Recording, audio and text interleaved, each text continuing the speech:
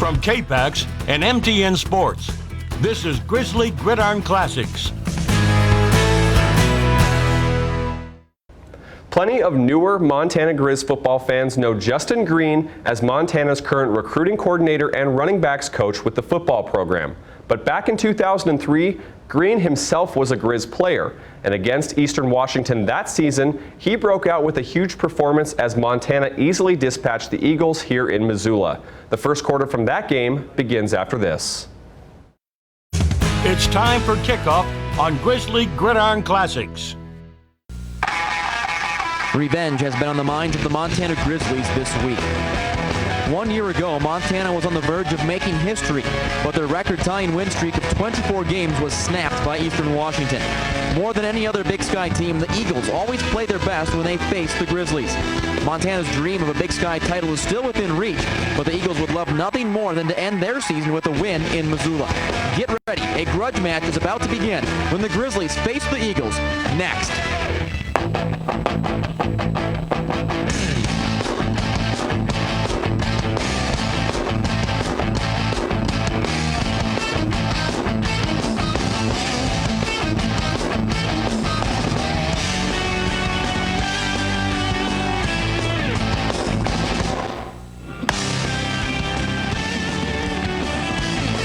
One of the most competitive rivalries in the Big Sky Conference renewed again today in Missoula as the Eastern Washington Eagles are in town to face the 5th-ranked Montana Grizzlies. Hi again, everyone. I'm Tom Kotz along with Grady Bennett and Bob Hermes, pleased to bring you today's Big Sky Conference game from Missoula. Grady Bennett, this Eastern Washington team has on its roster a man who may be considered the most dangerous player in all the Big Sky Conference. Number 32, Eric Kimball, is a major cause of concern for the Montana Grizzlies today. Tom, you're right. Eastern Washington arguably may have the best offensive skill position players in the Big Sky Conference. They are dangerous at every single position. And probably the most dangerous player that they have is Eric Kimball, as you mentioned. You'll notice these stats right here in front of you. He doesn't look that impressive maybe, but you'll notice that he runs the ball well, he receives the ball well. The most impressive number, of course, is 11 touchdowns. And you'll notice if you break that down, every 9 times he touches the ball, he gets in the end zone. The Grizzlies have to be very aware of him today. That's dangerous. One of the groups that's going to have to be very aware of Kimball and of quarterback Eric Meyer, who is also a threat to run when he pulls down the ball, Bob, are the Montana linebackers. It's a senior group and a group that has stayed healthy throughout the year compared to the rest of the Montana defense, and that group is led by Brett Myers, a former walk-on who now has had great success at Montana and leads the team in tackles. Brett has been a real success story, as the whole linebacking crew of Montana. He leads the team with 66 tackles. He gets it done. He's not like a really big linebacker as far as linebackers go, only about 190 pounds, 6'1", but Joel Robinson, Andy Thompson, they just do a good job. They get it done, and they hustle to the ball, and they make tackles, and they're going to have to today because the Eagles have a lot of weapons. And the Eagles have had success here in Missoula. The last 6 times these clubs have met at Montana, the Eagles have won 3 of those games. Looking forward to another great game in this great rivalry. We'll have the kickoff when we come back.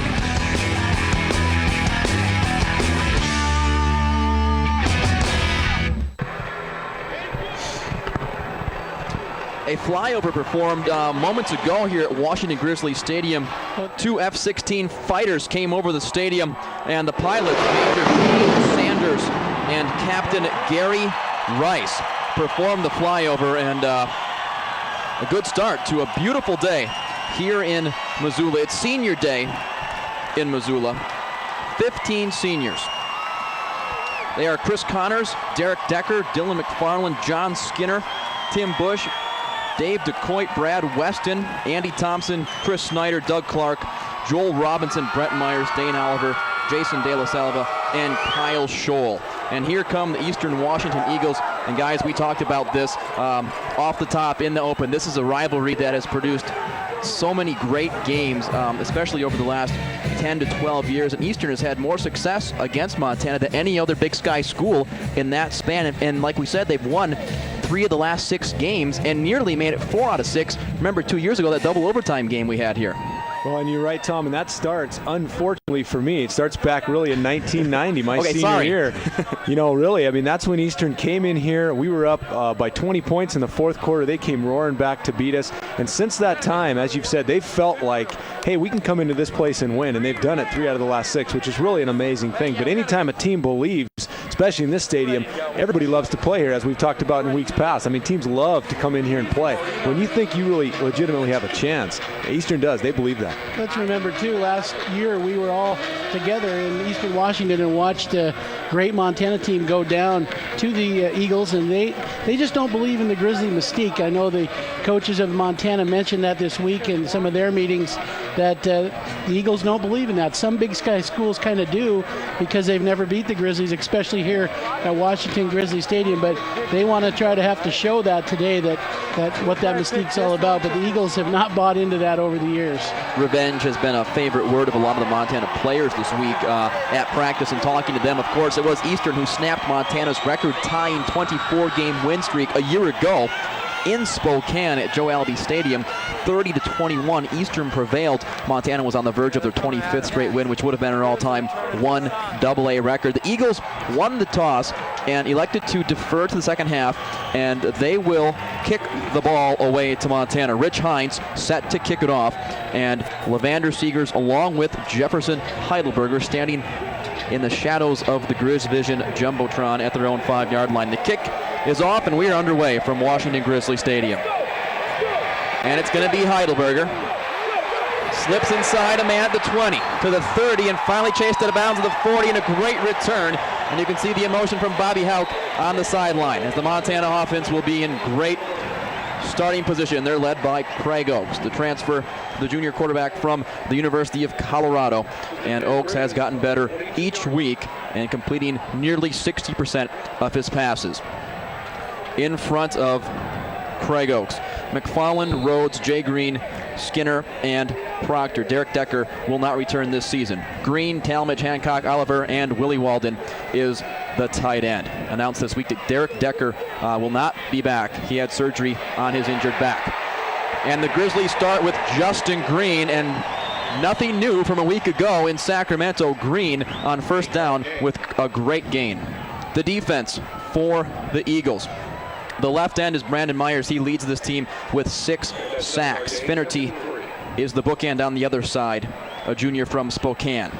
The linebackers, a pair of good ones. Quick and Vincent. Joey Quick leads the team with 85 tackles, and the secondary is led by number 37, Jesse Hansen.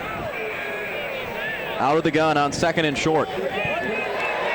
Seegers, great block from Justin Green to get the corner in, a first down for Montana.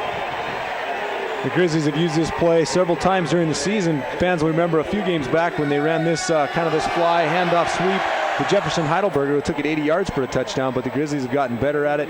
They've incorporated it into their offensive scheme and done a nice job with it. And he's so quick. Once he gets to that corner, you see a beautiful block there. It springs him for a nice gain.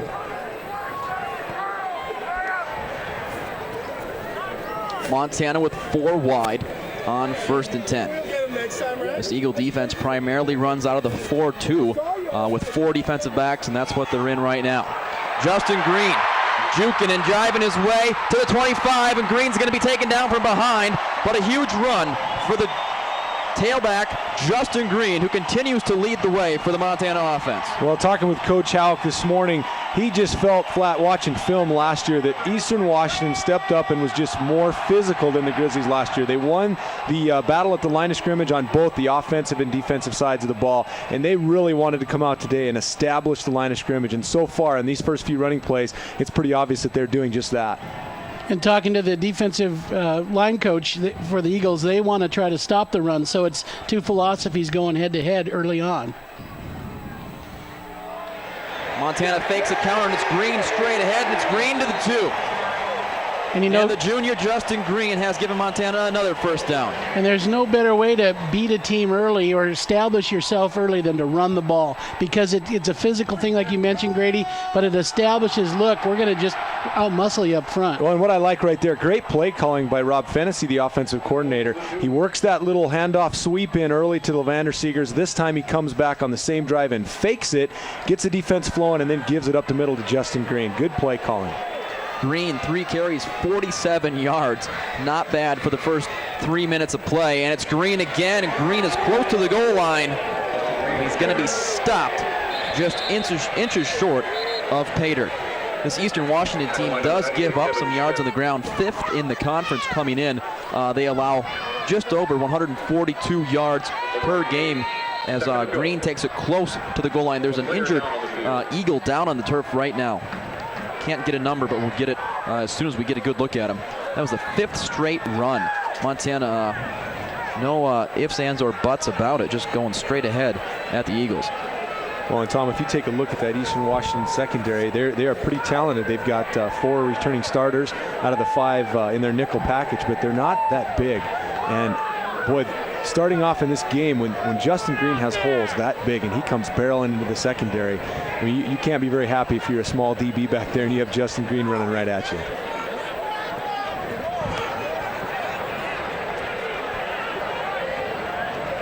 Looks like that might be number 90, Garrett Quinn, sophomore from Redmond. Can't quite make out the first number. I believe it's number 90, though. Starting left defensive tackle for this Eagle defense. We had a look at head coach Paul Wolf just a moment ago. Of course, Wolf in his 4th season at the helm of the Eagles, and there he is. 11th season at Eastern Washington. He's been with the Eagles for 11 years and as the offensive coordinator for several years before becoming the head coach, and that is Garrett Quinn, and Quinn able to now come off the field. But Wolf, a guy who is an offensive coach, no doubt about it. This team has led the country in total offense 2 years, in '97 and in 2001. Yeah, I talked a little bit to Coach Hammersmith about the offensive look of the Eagles, and we'll talk about that when they take the ball and how they change it up. But basically, he said they're the same team. Montana out of the I formation. Justin Green, touchdown.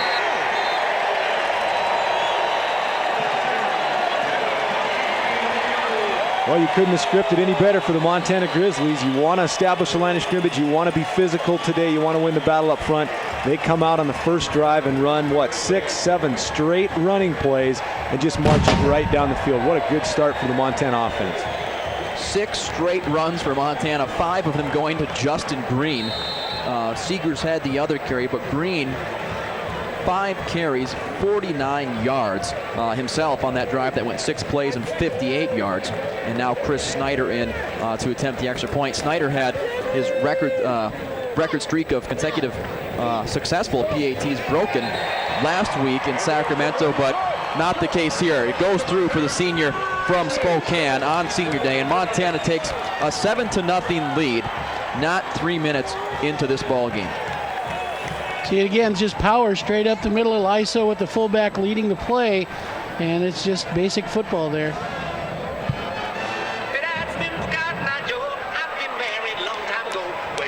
The Grizzlies have led the conference in rushing all year long, and they're obviously going to that again today. But what's exciting as a Grizzly fan is as they continue to get better in the running game, and if they can do that as the season winds down and on into the playoffs, hopefully, as Craig Oakes continues to develop, it's just overall good signs as this offense continues to improve. I think that's what Coach Houck is most impressed with, is the team is playing better and better ever since Idaho State.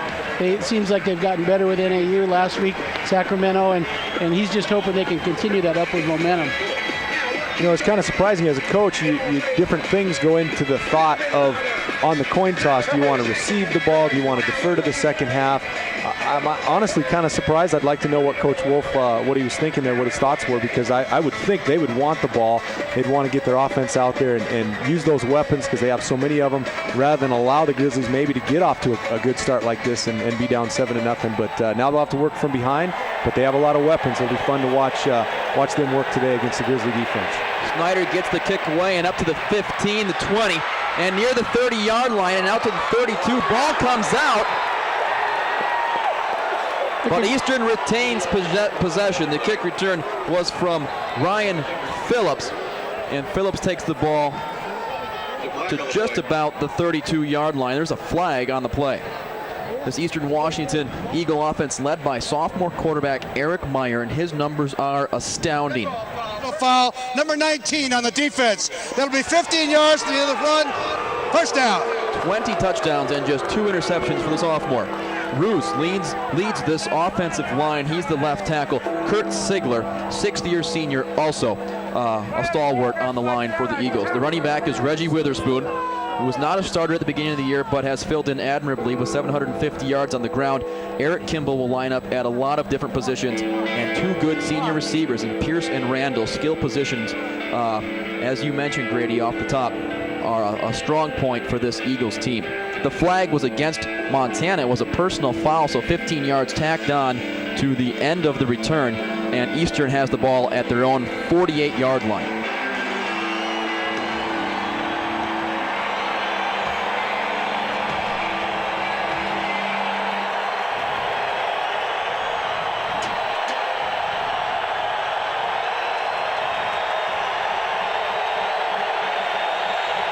Single back set. It's a flea flicker. Myers got to run, and this is what he can do well. He's to the 40-35 and knocked out near the 30-yard line of Montana. Good pressure applied. Meyer able to take the ball down and run. This Montana defense, Mike Murphy, Johnny Verona, Blake Horgan, and Tim Bush along the front line. The linebackers, Robinson, Thompson, and Myers, 3 seniors playing in their, what could be their last game here at Washington Grizzly Stadium.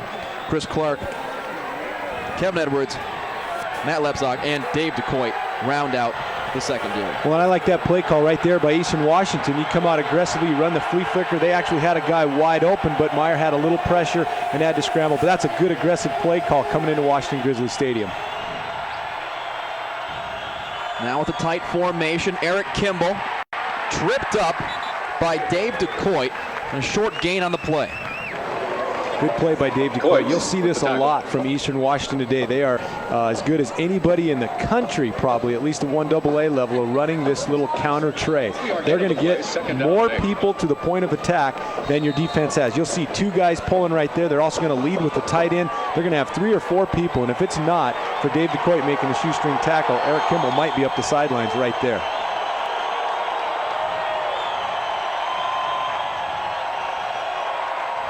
Eagles again go to Kimball, right side. Andy Thompson there to make the play, along with a couple others, and Kimball with a gain of 3 on the play. That'll bring up a 3rd and 5. That's interesting. Both offenses really using the run to start off with each series. The Eagles had the flea flicker early and then ran with the out of it, and then now they're establishing the run. The Grizzly defensive goals today are to play team defense, force turnovers, and to swarm to the ball. So we'll see if they're able to establish that here.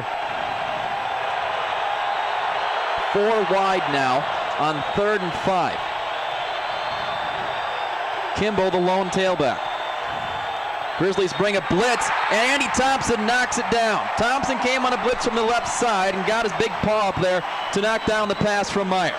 Well, Bob, you mentioned the goals. The third one there was to swarm to the ball. Really, on those first 2 plays, Eastern Washington had good things going. They had people to the point of attack. They really had the Grizzlies outnumbered, but the Grizzly defense did a good job of rallying and getting bodies to the football, and that's going to be a key today, because any of these guys get matched up one-on-one or get loose, and they're going to be gone. You can't tackle these guys one-on-one. They're too talented. You got to get a bunch of people to the football.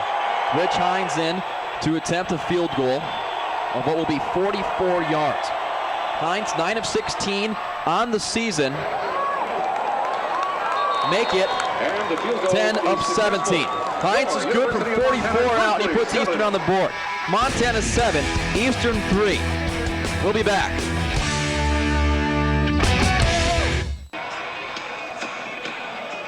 Rich Hines on to kick the ball back to Montana. Eastern on the board after the 44-yard field goal from Hines.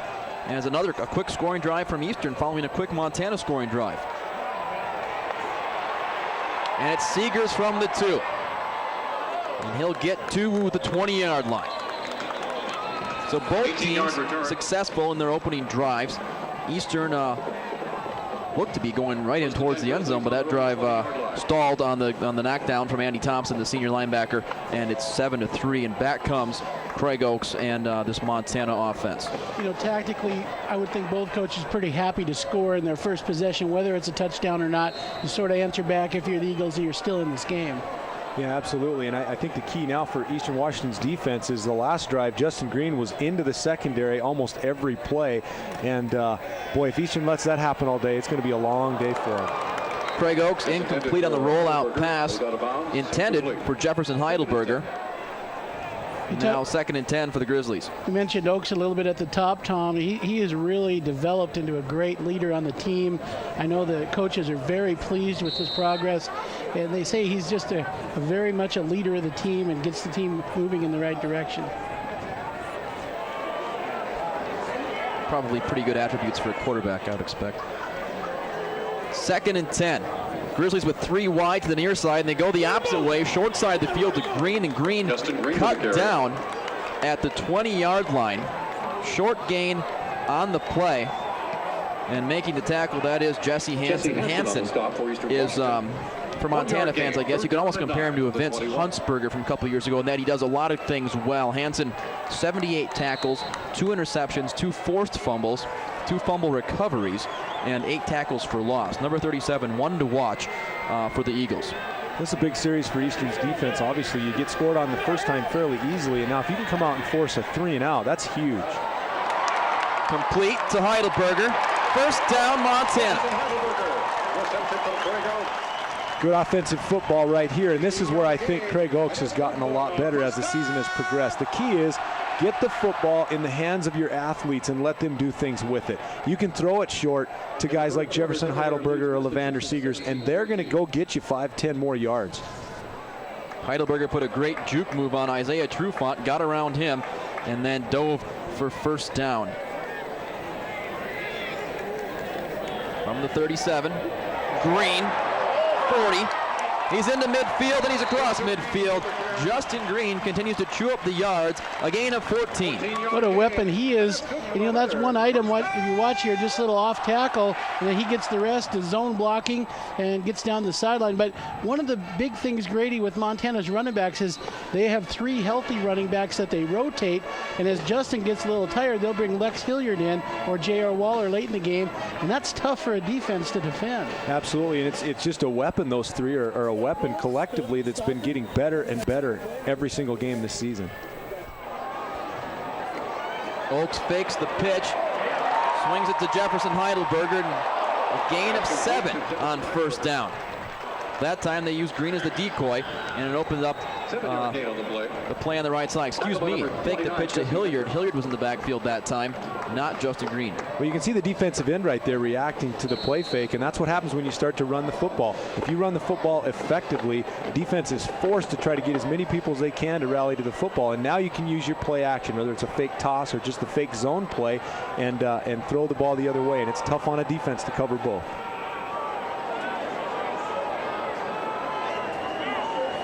Doug Vincent creeping up. Now he backs off to his middle linebacker spot.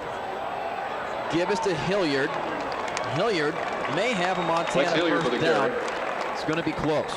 Your first down yardage. Last year, the Eagles defense had a habit of kind of just playing safe on D. Their theory was, we're going to play straight up, and you got to beat us doing that. This year, they've been gambling a little bit more and bringing some backers, and we'll see if they do that throughout the day today. You're right, Bob. Eastern Washington has traditionally been, really even since I played in 89 and 90, a team that's going to line up pretty much the same every down. They're going to play a 43 look, and they're going to play a cover 2 and just stay in it and be very solid. But this year they have mixed it up a little bit more.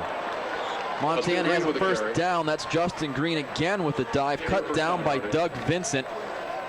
But it's going to be enough for a Montana first down. I'm talking about these linebackers for Eastern. They've got 2 great ones in the middle, and Doug Vincent and Joey Quick, and a junior and a sophomore. Quick just a sophomore, and he has 85 tackles to lead this club, and 45 is Vincent, and he has 68 tackles, and really a great pair of inside linebackers. If you're going to run a 4-3 or a 5-2, these are the guys you want to do it with. First and 10 for the Grizzlies. Now at the 37. Oakes is going to run. Looking for a block, and he gets to the first down marker, and he may have another Montana first down. Vincent finally caught him, but not after Oaks picked up 9.5. I think Craig said to Willie when he ran by him, block somebody. Yeah, help me out here, Willie. One block, actually, if Willie does get a piece out there on the side, you'll see here when Craig Oaks steps up. I like to see him do this, by the way. He checks his first read, his second's not there, and he immediately takes off. Don't sit there too long, make something happen. Craig Oaks can run. If he gets a little block right there from Willie Walden, he might be up the sideline for a few more yards. I think Willie wanted the reverse on that one. First down for Montana. Referee today is Rich Rose. You know, Tom, you have mentioned how well Eric Meyer runs, and he is so effective. He's rushed for almost 350 yards. Well, actually over that now with that first run today. Craig Oaks, we know, can run as well. And I think as he gets more comfortable in this offense, he's going to start making more and more plays with his feet. Already 7 first downs for the Montana Grizzlies here in this first quarter. It's Jefferson Heidelberger on a give. Cuts it back to the middle, 15-yard line, brought down, but not until he gets 16 yards on the play. And Montana will move the sticks once again. Great offensive look here by the Grizzlies. They run a little reverse here with the wide receiver. He cuts inside and then makes a great play coming back.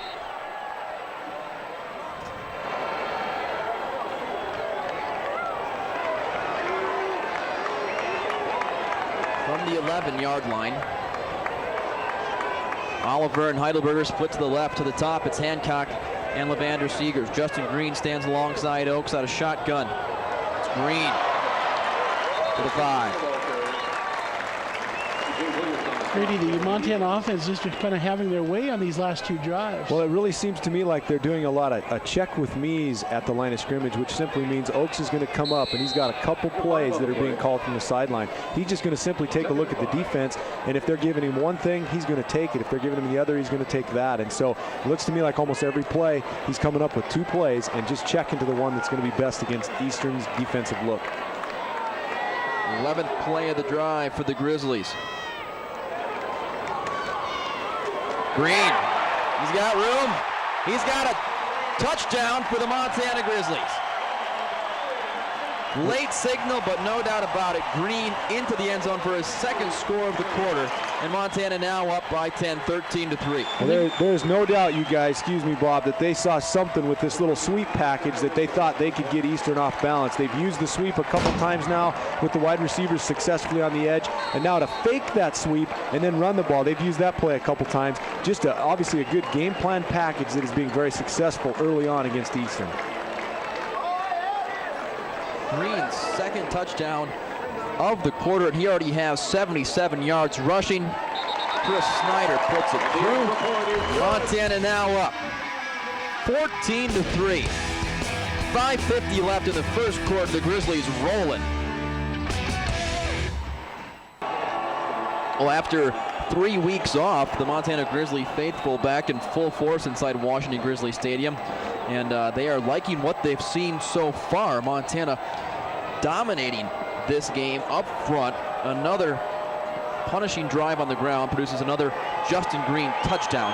And now Eastern gonna get a chance.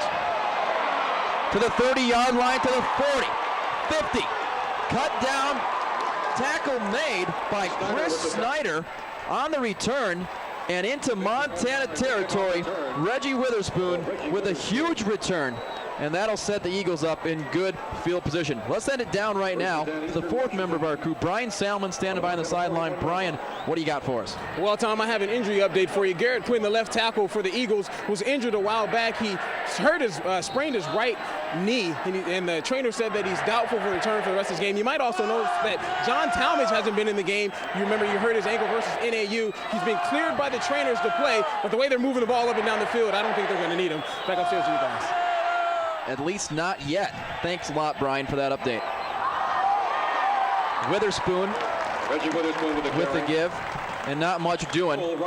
Brought down by Joel Robinson right at the line of scrimmage. Give the Eagles a big thumbs up there on their kick returns. That's 2 in a row that they nearly broke for touchdowns, and what a nice way for your offense to start out over the 50-yard line. Yeah, both times starting in really, really good field position. And I think right now you can see the difference so far. As we mentioned, Justin Green has been able to get into the Eagles secondary pretty wide open. And so far, the Grizzlies have been able to rally and get more people to the football. And I really think that'll be the key as you watch these two defenses try to stop each other. How many people they can get to the football is going to be the key. Meyer looking for Joe Pierce. Pierce has it, and Pierce is down to the 14-yard line. Joe Pierce has been a Montana Grizzly killer. Last year, he had 2 touchdowns in the game in Spokane, and he again comes up with a big play. Well, this is a great job, and you're not going to be able to see it on the replay, but Joe Pierce here does just an outstanding job as a receiver. He runs his fly pattern. He brings his route in just enough as the ball's flight is in the air. I'm not sure if you'll be able to see it here, but what a beautiful job by him, just in technique of stemming his route. So then at the very last second, only he can make that catch. Kimball lined up behind Brad Farrell, and the give is to number 32.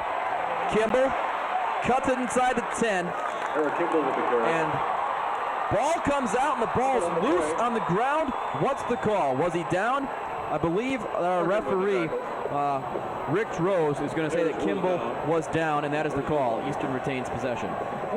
Nice call here on first down. They run a little trap to the outside, and they get some pressure. That time Brent Myers tried to take him down at the knees, and you know what? That's okay. Brent likes to tackle low and does a pretty good job of it, but you're not going to make a lot of tackles on Kimball too low.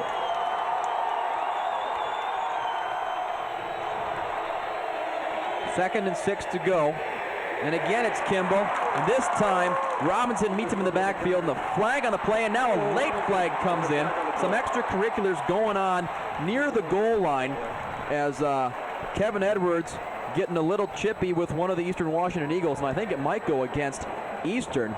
And the man for Eastern, it was number 70, Craig Burns, offensive guard, who was pushing and shoving with Edwards in the end zone when the second flag came in. I think we're going to have 2 different penalties here.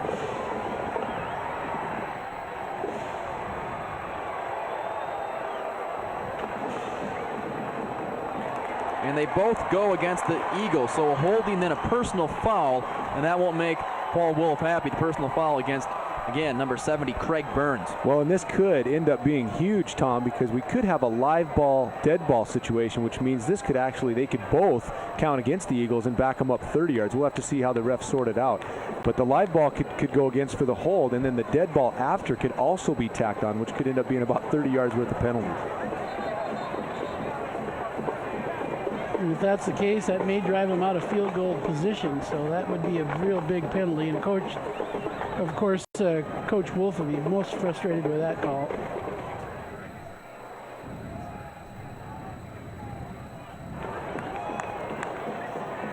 Holding, number 86 on the offense. It's going to be refused. That'll make it 3rd down. We now have a dead ball foul, personal foul on the white team. That'll be 15 yards from the previous spot.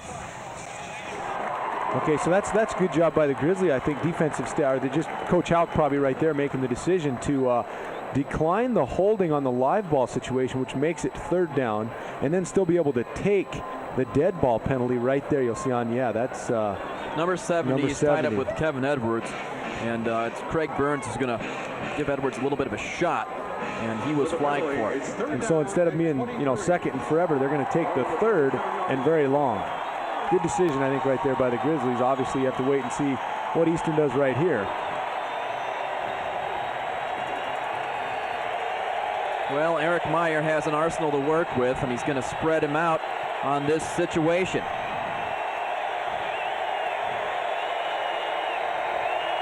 Witherspoon in at tailback. Good protection, and he overshoots his intended man. Ball flies high, looking for Kyler Randall, one of his favorite targets, and it falls incomplete. And Rich Hines will come on to attempt what will be a lengthy field goal. This will be about 45 yards. A 44-yard attempt.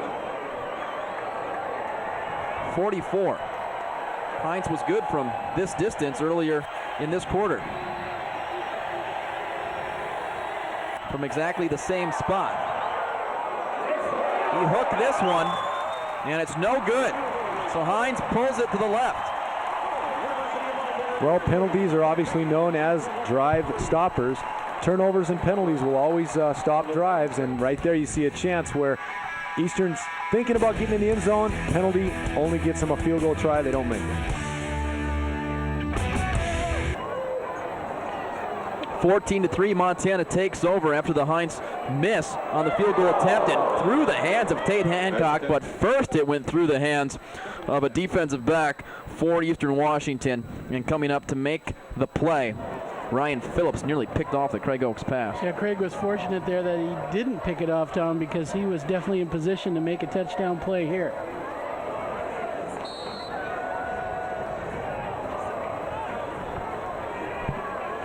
So Oaks misfires on 1st and 10. Now, again with the spread offense, Seegers in motion, now heads back towards the sideline. Oaks has got time and he lets it fly deep and it's out of bounds.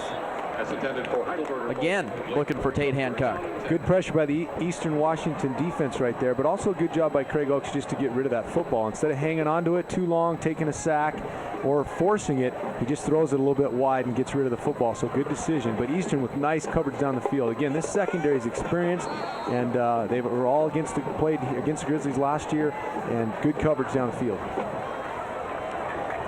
And most of this secondary will be back next year.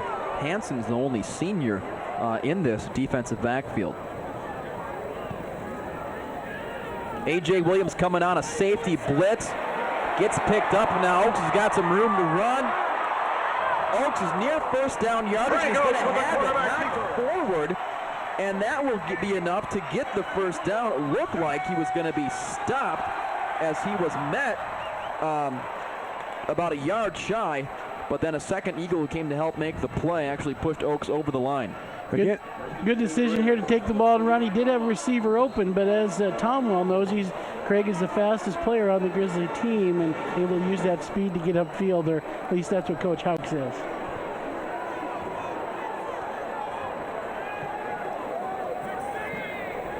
Oaks converts and now at the 40-yard line. A.J. Williams creeping up to show blitz. Now he backs off. Touchdown!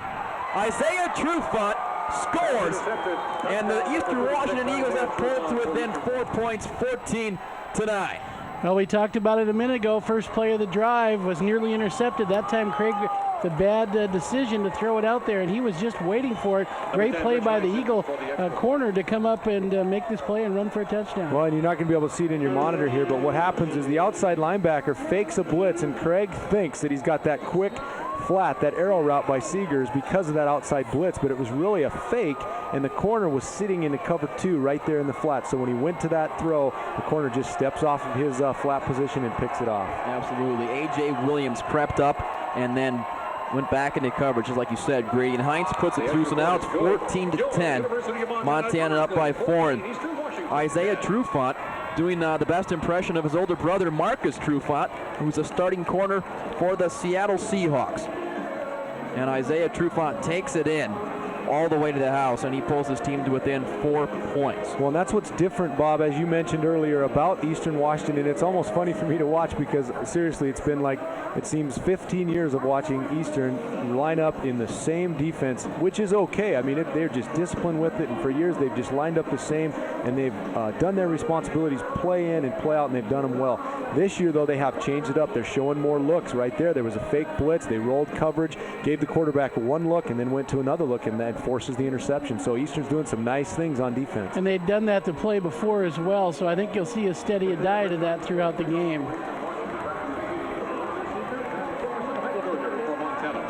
Trivia question number 1 of the afternoon for you guys, you football savants. What do these single-game Grizz records have in common? Highest punt average in Grizz history at Nevada. Most points in the fourth quarter by a Grizz team, 39. Most block kicks by a Grizz team, 4 versus the Bobcats, 87. What do those records, those UM records, have in common? We'll have the answer coming up after the kickoff. So think fast. Heidelberger defers to Seegers. Levander from the 4 to the 20 to the 25, 30. He's across the 40 with the convoy. To the 45 on his feet, still down to the 30-yard line. What a great play by the Grizzlies. We talked about the Eagles doing this on their kickoffs, and they've done it well. This time, Seegers, who's always electrifying, does one of himself. He picks up a convoy here on the return. He kind of rides the convoy and then turns it on. The Eagles are fortunate to catch him. Yeah, just a great job by that first wedge and then that second wedge behind there, and then they stay with it. They actually run through the hole. One of the key things to do as a blocker is not just make contact, but actually act like you have the ball yourself. You become the runner with the football, and you explode through the hole just as if you have it. And you can see a bunch of guys did it there to lead him effectively down the field. John Talmadge in the game. He split to the far side of the field. Lex Hilliard on a toss. He's got the corner, he steps out of bounds at the 25-yard line. So what's the answer to that trivia question? What do all those Montana Grizzly records have in common?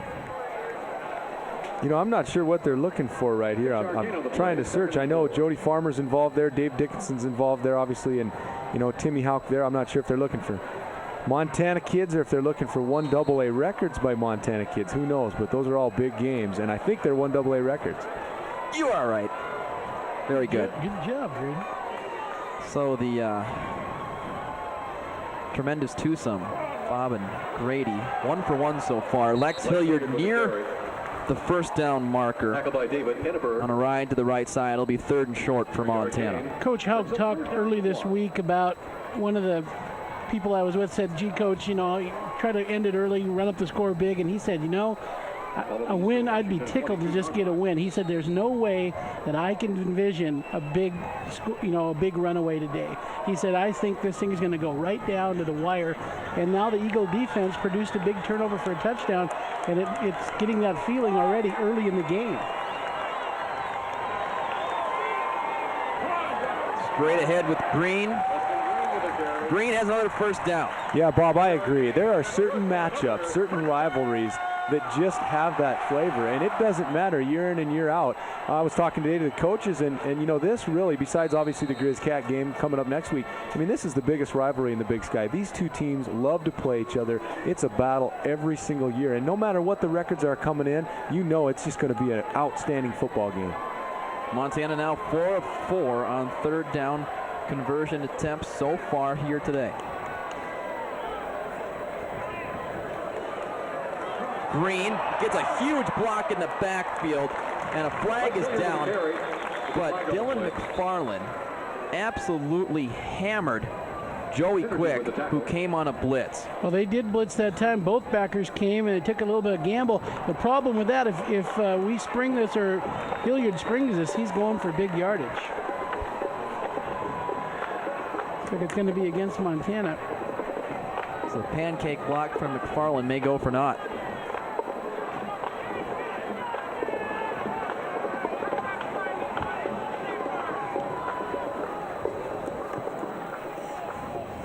Illegal block on the offense, number 83, with a correct block. We'll go back 15 yards, repeat the down, first down. That's a big penalty there for the Grizzlies. Dane Oliver, the guilty party, and now Montana will be backed up to the 30-yard line. Well, and it's one of those penalties that's really unnecessary. You appreciate Dane Oliver's hustle. He's working hard out there, but way outside on the perimeter, away from the play, and to do something illegal like that is one of those that just you really don't want to see. Oliver, one of the 15 seniors honored before today's ball game. Pitch out to Lex Hilliard. Hilliard with positive yardage. Gain of 6. Well, again, that game plan, I really like that scheme they've put together so far strategically, using that little fly sweep to the wide receiver. Here it is again. They're going to bring him in motion. They're going to fake it, and this time give a little toss to Lex. So they're really finding some success with that package so far today. Lex does a nice job with that body lean. He's just about a step or two away from breaking it for a touchdown. Just a freshman, a true freshman. He is an outstanding back. Heidelberger split to the left, split to the right is Hancock. Connor Malloy in the ball game at tight end. He's the man in motion. Oaks off play action, looking down the seam, and he overshoots his man, looking for Tate Hancock in the back of the end zone. That'll bring up a 3rd and 14. Going for the big strike. Oaks a bit long. Hancock has been one of his favorite targets this year. The junior from Salinas, Kansas has had a nice season. You know, we talked a little bit about the rivalry, and some of the memories. Dick Zorn, you might remember, coach for the Eagles. He kind of got it heated up in years past. He had a habit of letting the Grizzlies know how he felt about them and what he thought of the team, the game, or the other coaches. And I remember one game here was a real close call and went Montana's way. And Coach Houck said, I'm going to call Jim McElwain, who was on that staff, who's now with Michigan State. And I just say, Coach, he was out, and he hangs up the phone.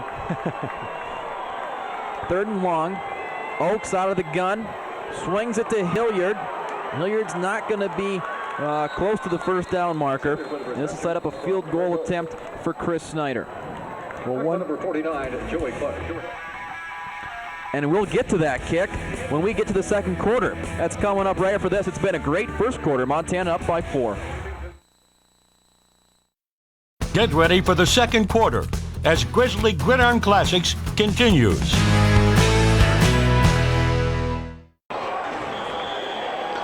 Snyder on to let it fly from 35 yards out. Of course, the leading scorer in the history of Montana football. Snyder looking to add to that. Flag on the play before we get going.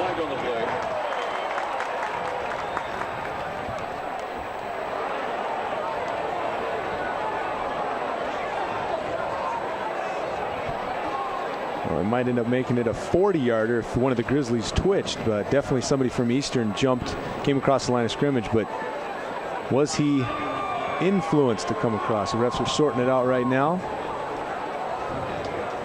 Here is Rich Rose. Prior to the snap, offside on the defense. 5 yards, the down remains 4. So Snyder gets a break, and he will now have a 30-yard field goal attempt. Well, and if that was maybe 1 yard closer, Bobby Houck might have a tough decision to make, but I still think this is a no-brainer. You got to take the points here, get the field goal.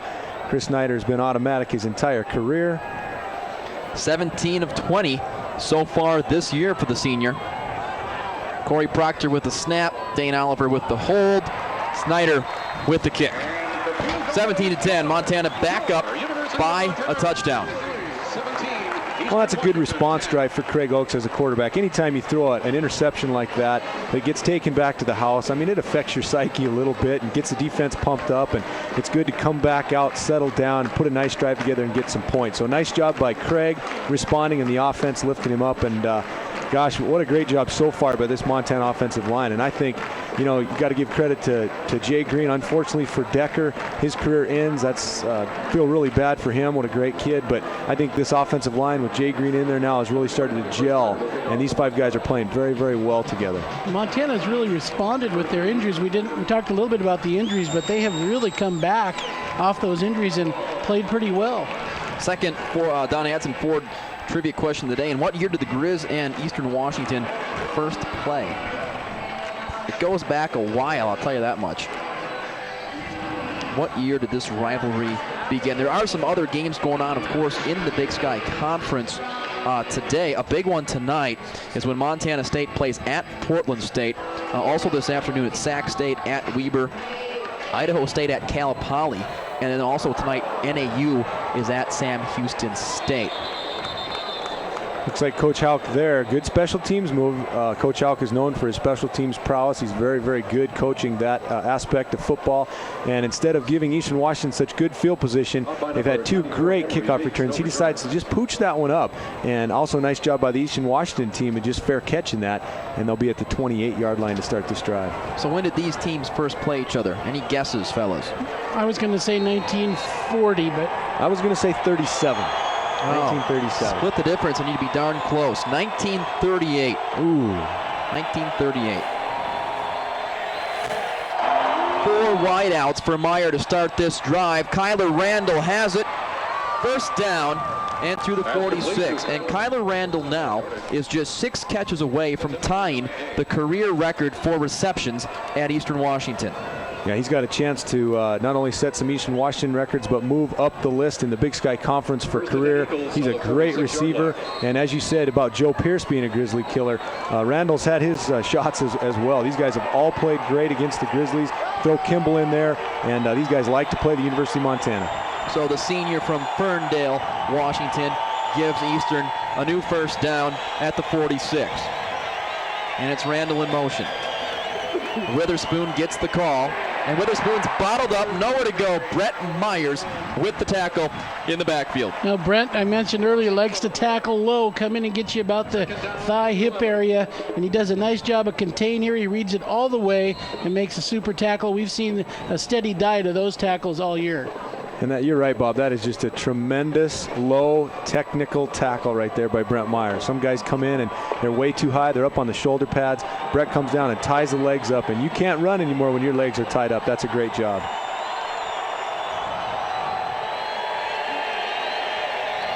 Dave DeCoit comes on a blitz. He's picked up.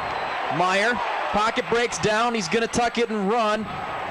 Takes a big lick.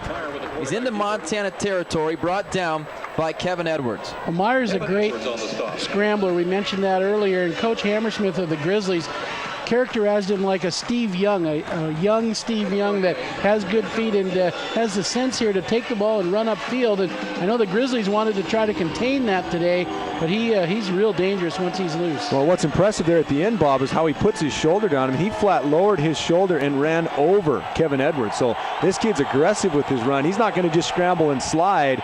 He's going to scramble and look for somebody to run over. Third down. Eastern's been unsuccessful on that situation so far today. DeCoit on a blitz. DeCoit's got Eric Meyer. Reggie Witherspoon picked him up, but DeCoit kept coming. Second effort gets the sack. At times the Grizzlies bring a little heat to Coit, and it looked like he was going to miss him initially here. Watch, as it looked like he's going to get tripped up. He kind of telegraphs that he's coming, and nobody takes him except the fullback, and he's able to trip him right at the ankles. That's just good effort staying with the play. It looked like Eastern Washington might have had a miscommunication. You might not be able to see it, but you'll see the guard steps down to double the nose and leaves DeCoit free to come and just for the back. And you'd think that that guard would step and pick that blitz up, but fortunately Dave DeCoit gets in there and makes a great play if you're a Grizzly fan. Jesse Nicasio, fifth in the nation in punting average, gets away a good kick that goes out of bounds, takes an Eastern bounce at the 16-yard line and out of bounds where the Grizzlies will take it. Montana with the ball now, and they lead 17-10 when we come back.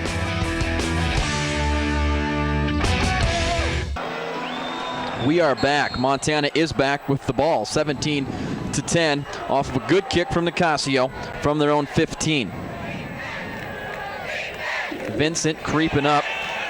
He backs off, and to give J.R. Waller his first carry and a gain of 1 on the play. I want to say hi to everyone watching across the state of Montana today on the Montana Television Network, KPAX in Missoula, KAJ in Kalispell, KRTV in Great Falls, in Butte.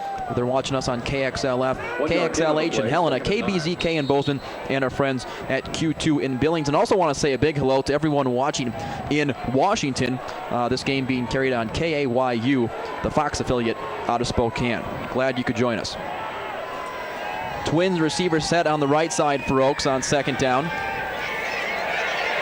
got time and he gets it away looking for big Willie Walden. And he makes the catch, a fantastic catch from the tight end, Willie Walden, up near midfield. Well, football is so often about matchups. You're going to try to get guys with favorable matchups, whether it's height matchups or speed matchups. And obviously, Willie Walden at 6'7", 270 pounds, has a big-time matchup on a linebacker here, actually a safety, number 4, who's only going to go about 5'11", 195. Willie Walden's going to have the matchup advantage, goes up and makes a great play, getting the ball at its height. Great concentration on his part to stay with the ball. Walden hauls in his 16th catch of the year, and Montana near midfield now. Hilliard in the ball game. That's Waller once again, and Waller another short gain on the play, and another second and long situation for the Montana Grizzlies. Willie Walden, a guy who you may not have expected all this from him not too long ago. When he first began, it was a case of the drops in major fashion for Walden, but he sure has come on, never lost his confidence, and he has done a fantastic job and has really become almost a safety valve for Craig Oaks, especially in the red zone. They will look to Willie Walden. 2nd and 9 for Montana. Oh, and Oaks takes a big shot. He is drilled by Joey Quick. Quick, the leading tackler, picks up his second sack of the season on a huge hit on the Montana quarterback. Good blitz by Easton right here, and you're right, Tom. He takes a shot right here by Joey Quick. Great job. Eastern, again, is mixing up their defense, bringing a little more pressure than the Grizzlies have probably ever seen them bring against them. And good coverage once again downfield by the secondary. That really is a coverage sack, even though it was a stunt. Oaks did have time, but Quick finally gets through and delivers a huge shot. Quick, a sophomore out of Meade High School in Spokane. And that backs Montana up to 3rd and 15. This time Craig Oaks has got time, no one open. Again, good coverage from Eastern. Quick coming after him again, and Quick makes another play and runs him out of bounds. Craig Oaks runs out of bounds. Well, you mentioned coverage sack, and that's exactly what this play was, because Craig had a lot of time, and something should have broke down, and nothing did, so give the Eagles credit here. And Craig tries to make something happen as he rolls to the right. But Quick, as you mentioned, Tom, just kind of urges him out of bounds without even throwing the ball. Well, Eastern's only rushing 3 guys right here. They're going to drop 8 men into coverage, which, it's tough to find holes in it when 8 guys drop deep. Eastern does a nice job with their coverage and their scheme right there, only bringing 3. Tyson Johnson in to kick it away. Johnson gets off a high punt, angling towards the sideline, and Eagles going to let this one bounce, and Montana will down the ball 34-yard punt for Tyson Johnson. The 21-yard line. Tough Harris makes the play to down it. 34-yard punt from the true freshman from Stevensville High School. When you could tell right away, Tom, that he was definitely kicking that away. And it's very evident today that the Grizzlies are very concerned. We've seen 2 huge kick returns by Eastern, and obviously they're very concerned about their special teams and their return game. Interesting, in talking to Paul Wolf this week, he said, this is a great game for us because there are no what ifs for us, as depending upon what happens in this game. We know we're not going to the postseason. We're not contending for a title. It's really a pressure-free situation for the Eagles, and they have looked loose and they've looked calm so far. And this is Witherspoon with a gain of 3 on 1st down.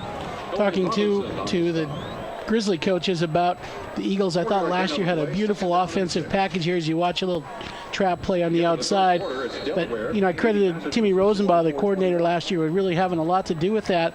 And I asked Coach Hammersmith how much different they were this year, and he felt they were really the same. He felt that the package is intact, and he credited Coach Wolf with keeping that going.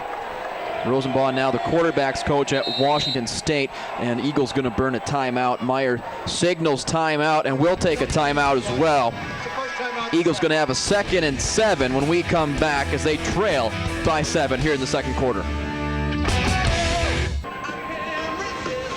The Eagles have a 2nd and 6 staring at them as they trail by 7. We are 9 minutes away from halftime here from Wash Grizz in Missoula.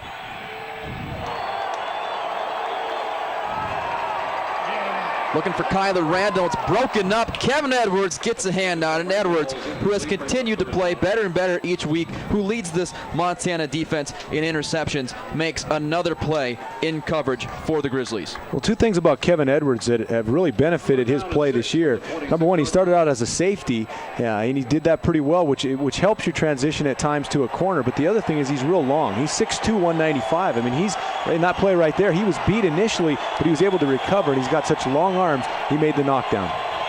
3 picks on the year for the sophomore Edwards. Now Meyer looking to swing it to Witherspoon. Ball was tipped and falls incomplete. Pass deflected by Montana defensive end Mike Murphy, I believe. Well, and one thing you'll notice right here is Eric Meyer ends up on his back. Oh, I guess you don't see it, but nice play by Murphy, as you said, tipping it, and somebody, you can't see on the replay, but somebody got in and knocked Meyer to the turf, and that's the key. If you cannot set up and make throws, if you're constantly having to deliver with people in your face, it makes a huge difference as a quarterback. It'll be the key for the Grizzlies to keep getting to Meyer all day. So good tip and good pressure, good tip from the true freshman Murphy from CMR High School in Great Falls. And Nicasio gets away a dandy. High line drive spiral back. Seegers up to the 18. Now Levander to the 30, makes another guy miss to the 35, 40. He's got a wall, gets a great block, but it's going to be called back. A flag comes in, and one of those blocks on the sidelines is going to be a block in the back. A 56-yard punt from Nicasio. And will look to be a great return, is going to be knocked off a bit with the flag.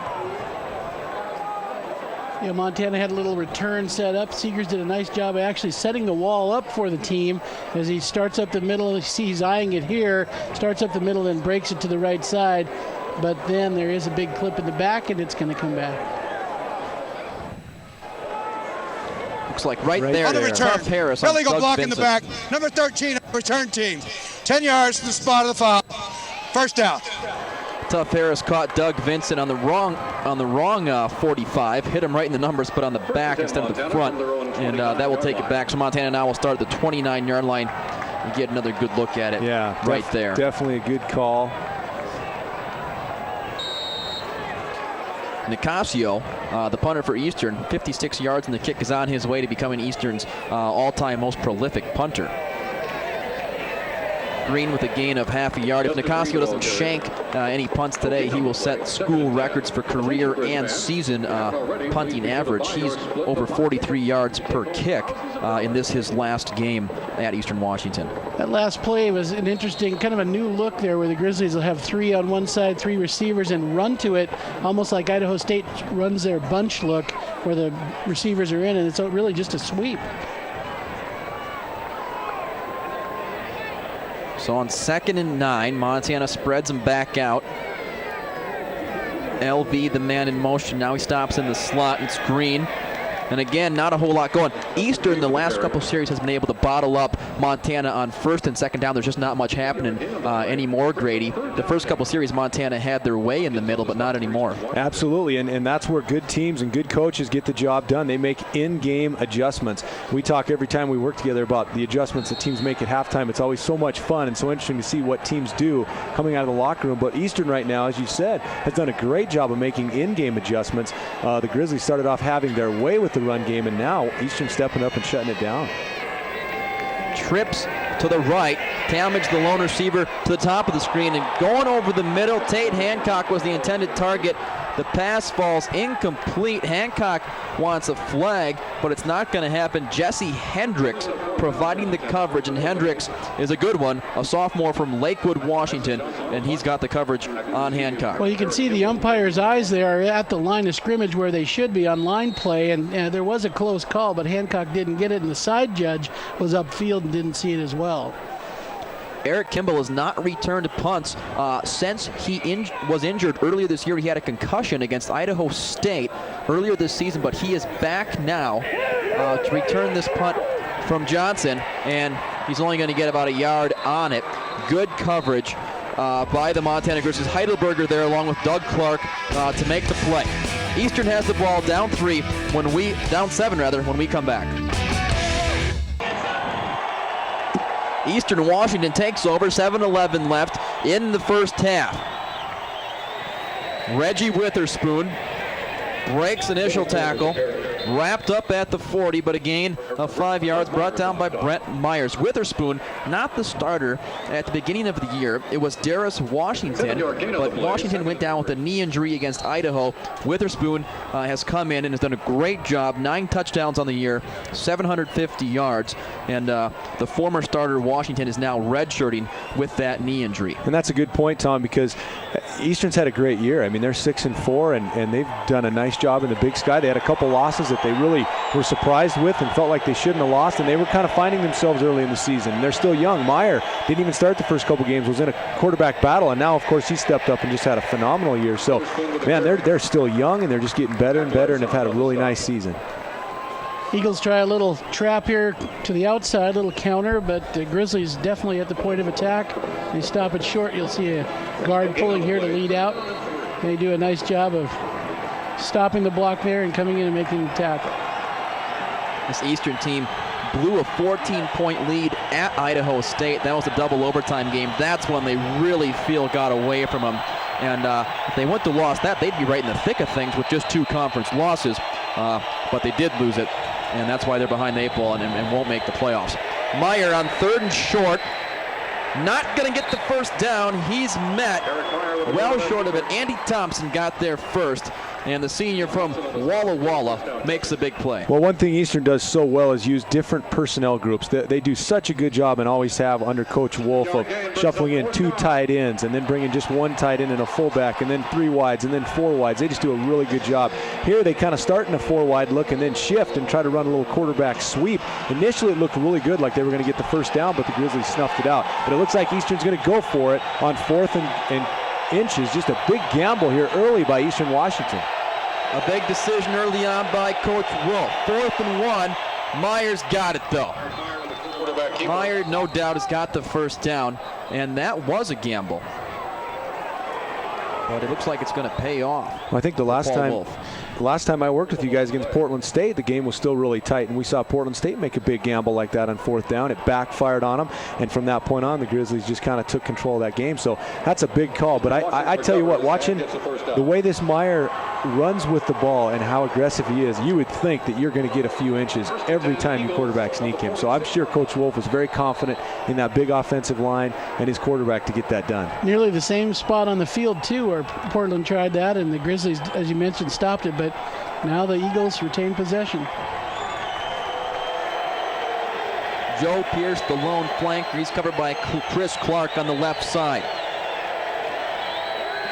Play action. Meyer, nowhere to go. Dave DeCoit's got a second sack of the game.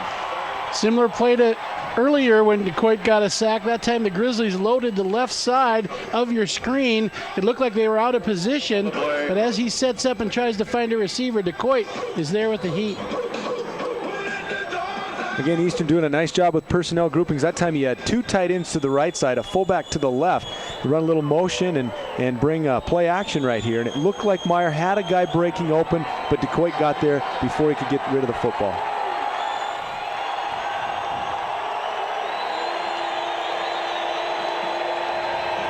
Second and 14. Witherspoon, the lone setback. Flair is out. Kyler Randall complete. And he's about to the 50-yard line, the midfield stripe. So that is a big play as it now brings a 3rd down that's more makeable. It'll be a 3rd and 6 for Eastern on the next play. Good job by Randall right here, just finding a hole. Grizzlies drop into a soft zone defense, just sitting into areas. Randall, you'll see, just hook up right there and slide to the outside, away from outside linebacker Brent Myers. Good job by him as a receiver, just finding the hole. Randall now 57 catches on the season. Eastern has yet to pick up a 1st down when they're faced with a 3rd down situation. Looks like Myers trying to change the play at the line of scrimmage. Crowd noise may have an effect. DeCoit showing blitz again, and here he comes. Pass is complete. It's going to depend on the mark. Joe Pierce was ahead of the 1st down marker, had the 1st down when he caught it, but he came back and took a knee, and it looks to be about 6 inches short, but Rich Rose is going to want to measure. Yeah, I think you're right, Tom. He's definitely short, and he did have the 1st down, but you'll see at the very end he really turns back to probably try to get outside and up the sideline and slips, which made him end up just a little bit short of his 1st down, I think. Good tight coverage from Chris Clark forced him to try to make that move. That may be the difference here. Clark, the true freshman from Cathedral High School in California, and he is, well, I was wrong. He's about 4 inches short. And Paul, yeah. I like to fish, so yeah. that was the problem there. It's those fish stories. 6 inches compared to 4 inches. I usually exaggerate a little bit. Well, there's no question here after they were able to pick up almost a full yard with the quarterback sneak at their own 40. Almost no question they're going to run that same quarterback sneak right here on the Grizzlies' 45.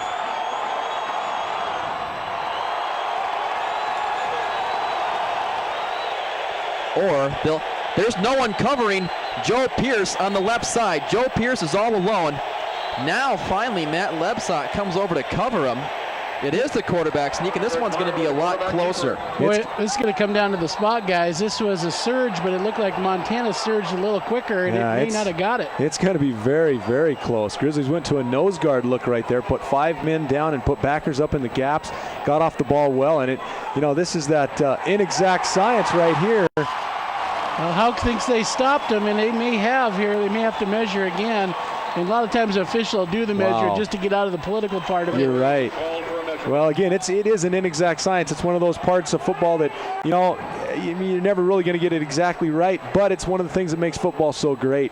And it's up to kind of a ref's judgment to see how far he advanced that football, but clearly he did not make this 1st down. Yeah, and you could see it there on the replay, Grady, the surge, and he did not get it. A big play for Montana to stop him, but the surge of the defensive line was huge, and they stopped him straight up. Well, with 2:46, 2:43 left in the 1st half, we'll see if the Grizzlies can take this and do with it what they did against Portland State. If they can score here at the end of this first half, that ends up being a huge play. Urge turnaround, that's right. J.R. Waller checks in at tailback. Connor Malloy's the tight end. The give is to Waller. Waller's going to throw. And the southpaw heaves up for Tate Hancock, and it's incomplete, nearly intercepted. Isaiah Trufant almost had his second pick of the game. Rob Fennessy this week said that they were going to put that play back into the game. They would use it after a momentum switch. They're also going to run possibly the same type of play with Kyle Sampson throwing the ball.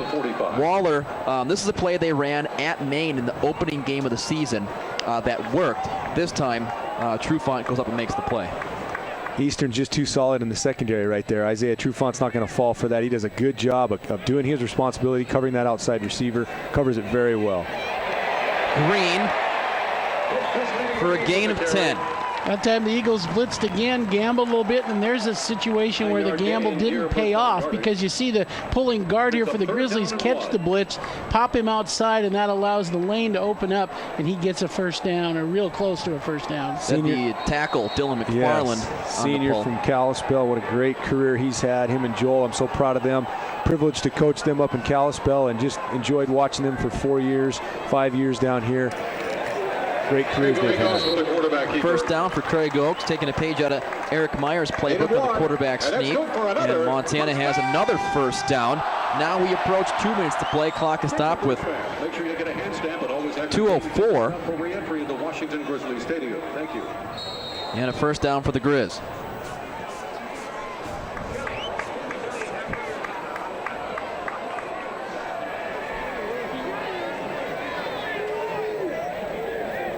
Montana will go with 3 wide. Waller, this time he's not going to throw it, and he's not going to run it too far either, as a good play made at the line of scrimmage, and that's Doug Vincent. I think Waller's just a little impatient here, Bob. Vincent does a great job, but he gets ahead of his blocker. I don't know if we'll get a replay here or not, but they pull a guard again to lead him on the outside.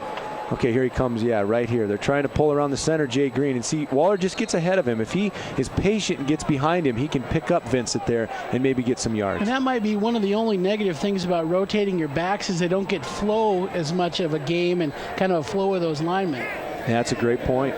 We have not seen much of John Talmadge at all. Talmadge still not in the game as Montana goes with 3 receivers. Oaks brought down. Initial pressure came up the middle again. It was Vincent, and then making the play at the end of the play, Vincent, and with help from another one of his teammates to bring down Oaks. It looks like Oaks' shoulder is a little bit sore as he gets up, and that's one of the problems, of course, if he's forced to run. Good coverage here as he steps up, but he did take a pretty good hit here at the end. Yeah, you really got to give the Eastern secondary a lot of credit. Every single play, the Grizzly receivers downfield are just absolutely blanketed. They're doing an outstanding job of getting on the receivers' hips and covering them up.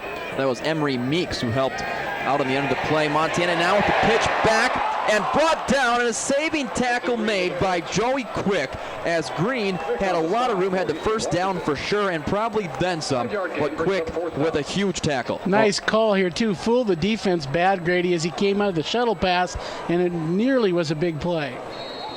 That's a great play by Quick. As you mentioned, Tom, I think he's up the sideline for who knows how far. I mean, he's got one guy to beat right there. That's a big-time play by Joey Quick. Never know what Montana's going to do on 4th down, and we've seen every fake in the book from Bobby Hauks when Montana comes out to, from Bobby Hauk when the Grizzlies come out to punt. Johnson is going to actually kick this one away. High kick. This could be good.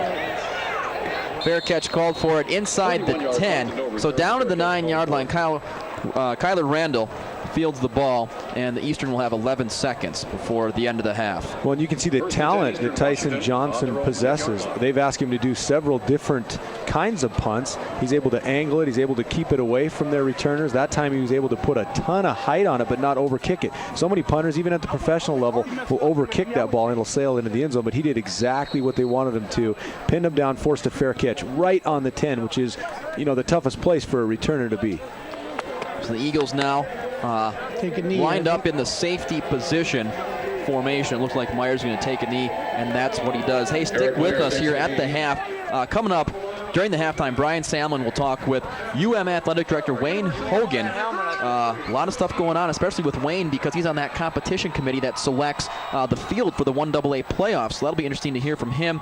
And plus, we'll have, of course, first half highlights and statistics from the first half. That's all coming up at the halftime, which is here right now. Montana leads 17-10, and the Grizzlies on top after 30 minutes. Another good one so far in this rivalry, and we'll have more when we come back. The second half of Grizzly Gridiron Classics starts now. We are back, and a great shot at the skies above Washington Grizzlies Stadium. This morning, we were fogged in here in cloudy conditions, but it's turned into a beautiful afternoon. There was a 30% chance of rain in the forecast for mid to late afternoon. At this point, again, I know that can change quickly here coming out of the Hellgate Canyon. At this point, we look okay. What's happening down the road east, 45 miles from Missoula? Well, Drummond's on top. The Trojans on top of the Big Sandy Pioneers in the second quarter, 7-0. Drummond, quite a story, giving up just 6 points all year during the regular season, and the Trojans looking for their first ever state championship. As we get more scores, from Class A and B as well, we'll pass those along throughout the afternoon. And we should talk to you guys about the other Big Sky Conference games going on, most notably in respect to what's happening here, and what Grizz fans are concerned about is what's going to happen in Portland tonight. The Bobcats going up against the Vikings in a game that has huge playoff implications. And I would say the Cats are favored in that game, but Portland, playing at home, would love to be a spoiler, a lot like Eastern Washington was last year against Montana. But it's good to talk about this game. If the Grizzlies can hold on here, that game next week is going to be for the Big Sky Conference Championship if the Bobcats prevail. But either way, it's going to set up as a big game. Exactly, and Montana State traditionally has struggled at Portland State. I'm not sure statistically what's happened exactly, but I know they've struggled and haven't won there for a while. So, you hope they do. I know a lot of people disagree with me on this, but I would love to see the Grizz-Cat game next weekend be for all the marbles. It'd be nothing better than to see these two teams playing for the championship and finishing 1 and 2 in the league every year. That would be a lot of fun next week, wouldn't it, to have it all come down to what goes on in Bozeman. And Eastern Washington, like you said, trying to play the role of a spoiler here today. Last year they spoiled Montana's second to last game of the year and ended up helping to spoil an outright conference championship. Montana still had their chance next week against the Cats, but Eastern was a big part of what happened last year. Well, there's no question that over the years, Eastern Washington by far has been the biggest spoiler to Montana Grizzly football. They've just had some huge wins, some huge upsets, just have done a great job of coming into this stadium. As we've said, they're the most successful team in the Big Sky, in the country, of coming in here. They've won 3 times, which is more than anybody else has ever accomplished. So they've just been a really good rivalry for Montana fans. And this first drive will really set the stage, I think, Grady and Tom, for the rest of the game. And if you're Montana, you want to get down, try to get a 3 and out and get field position. If you're the Eagles, you want to do just the opposite, catch the ball. And these returns have been big for the Eagles all day. We'll see how they do here as they open the third quarter. If they can get a big return and score on the first series, then it is definitely a dogfight. And I see Coach Houck over there right now talking to his kicker, Chris Snyder. They're talking about what strategy they're going to use. And it'll be interesting to see what they actually do. Well, we've seen them do both, where they kick long and then short, and I have a feeling you may see a short kick. Fans getting restless, as is the Grizz kickoff team. The Eagles have not come out of the locker room yet. 5 of them have, but the rest of the Eagles not here, and it's almost getting to the point where Rich Rose, if he wanted to, could probably enforce a delay of game penalty. And the Eagles just now coming out of the visitors' tunnel. I think you will see a penalty here. It is by rule if you're late coming out. They can definitely flag you, and it looks like they're going to make it now. Getting back, Grady, to what you said about Portland State and Montana State. Portland State has won 5 of the last 6 meetings against the Cats. So, like you said, Cats have not had good luck against Portland. They're hoping to have good luck tonight and keep their title hopes alive with the win. We're going to get something here, I believe, from our head referee, Rich Rose, as he consults with his crew about what to do about the late start from Eastern.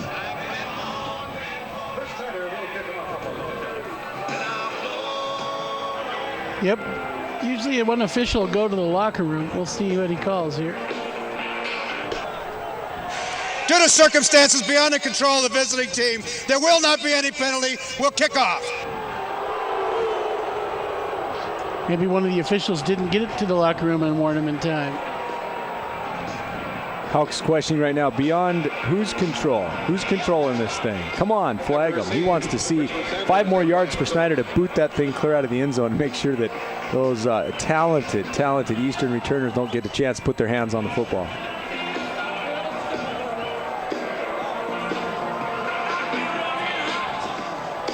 It'll be Ryan Phillips and Richmond Sanders back to receive, and they're looking into the sun. Looks like Sanders is trying to shield his eyes. He's having a tough time with that sun. Coming over the top of will be the south side of Washington Grizzly Stadium. Snyder set to let it fly, and finally we're ready to get the second half underway. The Eagles have made it back into the stadium. Snyder trying to place this one short, high kick, and fielded, and at the 23-yard line is where the ball is spotted, as that was fielded and then just fallen on as Brad Farrell, fullback for Eastern, made the catch. Well, I like that strategy, and obviously they've worked on that in practice, and that's exactly what Coach Houck wants to do after those first 2 were returned so well by Eastern. You don't want to kick it too deep because you get a chance for that deep back to get his hands on it.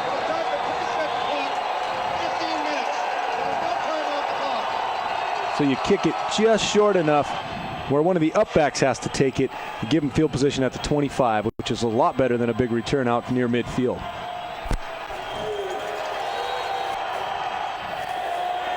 Now Eric Kimball lines up in the slot. We have not seen him as a receiver too often so far this afternoon. And movement along the Eastern line looks like it could be a procedure penalty against the Eagles.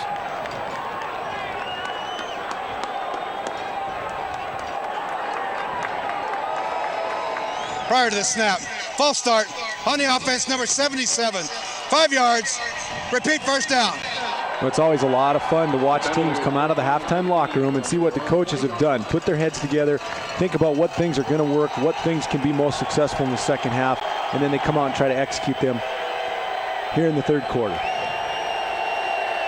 Eagles come out, same formation, and pass incomplete. Meyer trying to set up a screen and nothing going. Well, that's a tough feeling as a quarterback when you recognize, and Grady, you probably relate to that, when their quarterback recognizes that the defense has figured out it's a screen and they hold back. Yeah, there's it really separates quarterbacks and how good they are. The great quarterbacks will get rid of the football, they'll make a play, they'll throw it away, and guys that aren't to that level will take a sack or make something bad happen. And Meyer does a good job there of making sure it's 2nd and 10 and not 2nd and forever. Randall in motion, give to Kimball. He's got 5 yards over the left side, 5 yards past the first down marker to gain a 10. And that'll set up a 3rd and 5 as he had Kurt Ziegler leading the way around that left end. Good play by the Eagles, a little power outside to establish him early. You mentioned that Kimball is averaging a touchdown every 9 times he touches the ball. I believe that was his 5th time so far this game, as he had 4 rushes in the first half. So that's 5. We'll have to keep track and see if he can stay with his average. Big 3rd down right here for both teams. 5 yards to go for Meyer. He's got his man, but he overshoots him. Breaking free was Randall. He had beaten Edwards on a flag route, but too tight to the sideline. Yeah, and he beat him bad, Tom. He runs a great route stem right here. Again, you probably won't be able to see it on your replay here. You're just going to get a shot of the quarterback. But he stems Kevin Edwards very well, gets him to turn to the inside, turns his shoulders completely, then breaks back to the outside. You can see how much space he had on Kevin right there. A good 5 yards. If Meyer's accurate with that ball, that's an easy first down. Nicasio wanted to kick it away, and Seegers is at his own 25. Tough Harris moving around in the Montana defensive line. And is Harris going to blitz or is he going to back off? He's going to come. And Nicasio gets it away. Seegers will have a chance at this one. Near the sideline, and now he's trying to cut it back. And he's brought down for a short return off a 43-yard punt. And that's right about the average for Nicasio. Good coverage by Eastern right there. They've done a nice job. Even the one where Lavanders did get loose a little bit, they were still there, and it was a clip that time that got him up the sidelines. They've done a nice job of containing LV today. You can see Drummond now, the Trojans taking the lead in that game over the Big Sandy Pioneers. The Class C state title game. We want to congratulate Ron Lebsuck and the Billings Skyview team, too, on their state championship last night. Kyle Sampson in at quarterback for the Montana Grizzlies. And he hands off and straight ahead, and a gain of 3 on the play for Justin Green. So Sampson in for the first time, and again Montana will continue to use the option for the simple philosophy that it takes them no time at all during the week to keep it in their game plan, but it forces opposing teams to practice against it and to prepare in the chance they might use it. Well, I just love watching Kyle Sampson play football. Obviously I love watching him a lot more now than I did the last few years having to compete against him for Helena Capital. Such a great player, but he just comes in. He's a true freshman. He's so feisty. He's a leader. You can just see that his demeanor, the way he handles himself there in the huddle. Just a fantastic football player. And talking to Coach Alk this morning, he said, you know, we're going to use that little guy all over the place in the next 4 years. He's going to just play at all different positions, and we're going to use him because he's such a great little football player. Well, a coach's son growing up in Helena and did a great job, and he's got such great speed and breakaway and can make you miss and then pay for it with the speed down the sideline. 3rd and long for Montana, 3rd and 7. I formation behind Sampson. Sampson wants to throw. He's got Willie Walden wide open, and Walden's got the catch and a first down. What a play and what execution by the freshman to Willie Walden. Well, and it's actually surprising that Eastern bid on that a little bit, being 3rd and long. Again, you got the option look, and who knows how much time they spent preparing for it, but he'll come down the line right here, fake like it's option, get the corner to bite. You can see the safety right there biting up, which lets Willie Walden sneak past him. Kyle lays it up beautifully. Willie makes a nice catch. He's got to have a smile from ear to ear on that because he did a great job of executing.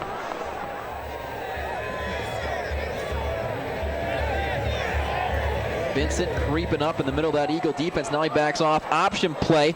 Sampson decides to keep it. He's tripped up in the backfield and dives ahead for a gain of 2. Once again, Joey Quick on the stop for Eastern. You know, I wanted to mention Sampson played for Helena Capital. Congratulate all the AA and all the high school football players that competed this year. But Grady, your team did an excellent job to knock Helena Capital out of contention this game. That must have been a thrill for your staff and your team. Well, it was, and I was thinking that rivalry between Flathead and Capital is really a lot like this rivalry right here. Every time we match up, it is just a battle. As you see Kyle Sampson getting loose, you talked about his breakaway speed, and you can see when he gets to the corner, I mean, he just shoots free. I mean, he's so fast, and that's what gives. I mean, if the coaches, they know if they can just get him free. Right here, you can see how he accelerates to the corner. Good job on the end right there, sealing the defensive end down. And when Kyle gets out in the open, he can make a lot of things happen.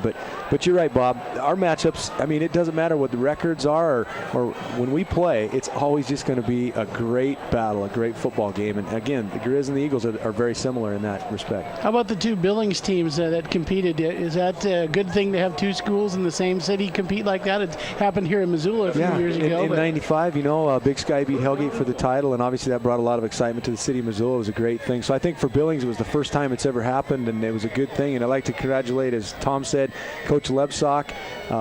You know, he's just a great guy. He's an ex-Grizz and just a good man and runs a good program. And also Coach Sulcer, ex-Grizz as well, getting his guys to the championship and both those staffs. And there's just so much that goes into preparing teams. And like you said, congratulations to all the guys that put in their hard work coaching those kids, and the kids for working so hard and putting a good product. It was a good year in Montana high school football this year. Craig Oakes back in the game. Sampson to the sideline, and on 2nd and short, Green straight ahead, and Green's going to have a first down at the 20-yard line. So Sampson does his job, comes in, picks up a couple first downs, and he takes a break as they approach the red zone. And the leader of this machine, the Grizz offense, comes back in, and number 7 again behind the wheel. Well, I was going to say, as far as adjustments go this half, Grizzlies offensively, I thought Eagles did a nice job of making some in-game adjustments in that first half and starting to bottle up the run. So it's going to be interesting to see. I would think the Grizzlies they're running the ball pretty well in that first half, obviously, but I would think they'd want to get Craig Oakes and the receivers going a little bit. Eastern's done a great job of covering. It'd be nice to see them start to get a little bit of separation and get open and allow Craig some completions, which really hasn't happened yet in this ball game. Prior to the snap, false start with a snap infraction. Number 66 on the offense, 5 yards. The down remains 1. Jay Green got a little bit ahead of himself there on the snap, and Bobby Houck really wanted to point out this week and some of the things he said that are written in the paper here in Missoula, commending the play of Jay Green, who has stepped in and filled the role of a guy who was a great player, Derek Decker, for a lot of years here at Montana. And Green has stepped in at the center spot and not missed a beat. Green wrapped up behind the line of scrimmage. It's going to be a loss on the play. Tom Finnerty, number 96, with the play for the Eagles. Eagles, good job defensively at the point of attack, and they wrap him up real well. Kind of help each other there, little team tackling, and they bring him down for a loss. There'll be a 2nd and long for the Montana Grizzlies. Ball just outside the 25-yard line. No score here in the first half. This the opening drive of the 3rd quarter. Craig Oakes will be out of the shotgun. Inside blitz. Quick, he's picked up. Secondary pressure, though, gets him, as Oakes again had nowhere to go, and the initial blitz up the middle was stopped, but coming in to make the play was the rest of that defensive line as the pocket just collapsed. Both backers coming hard here. Oakes has to make a quick throw or run the ball, and everything collapses at the end. Well, and again, just outstanding coverage downfield. You can't see that on your replay, but all 3 Grizzly receivers that were in the pattern were just blanketed, just perfect coverage, and Oakes has nowhere to throw the football. One of these Grizzlies receivers is going to have to gain some separation and get open for Craig.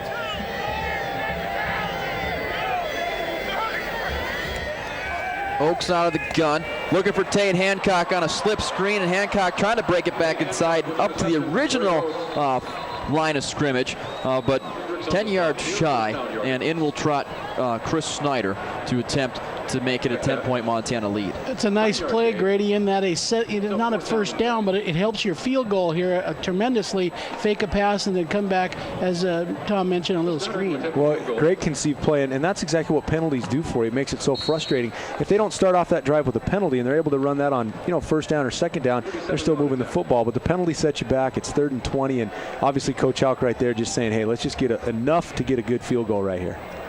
37-yard attempt from the right hash. Snyder is true. A 10-point lead for the Grizzlies as they tack on 3 on their initial drive of the 2nd half, and Montana now leads the Eagles 20-10. Sanders and Phillips set to receive the kick from Chris Snyder. Trying to place it once again, and Sanders was ready for it. He's up over the 40. He's over midfield. And another great return by Sanders. Well, that time Eastern schemed back at the Grizzlies. They shifted their return, and when Snyder popped that ball up, they brought everybody up. The upbacks came up. On the kicking team. Fine. First down. Sanders was able to grab it, and they were able to get right into their regular return. But they just do an outstanding job, does Eastern, with their kickoff return, getting people into their scheme on bodies, staying on blocks, and getting Sanders up in there. Anytime you're over midfield, that is a great return, and it really helps your team. The Eagles have had good field position really all game. They've had 3 big returns now, and even those pooch punts or pooch kickoffs put you in pretty good field position, so their offense just needs to take advantage of the good field position that their special teams are getting for them. This is Witherspoon, and he has a gain of 3 on the play. He's brought down by Chris Connors. Nice play by Connors right there, just playing off the block by the offensive tackle. All-American Kurt Sigler, I believe, but Connors strikes his key and plays off the block pretty well and holds him to a minimal gain of 3 yards. See the list of other Big Sky happenings across the conference, and again that Cat game, Cats and Portland State, not until later this evening.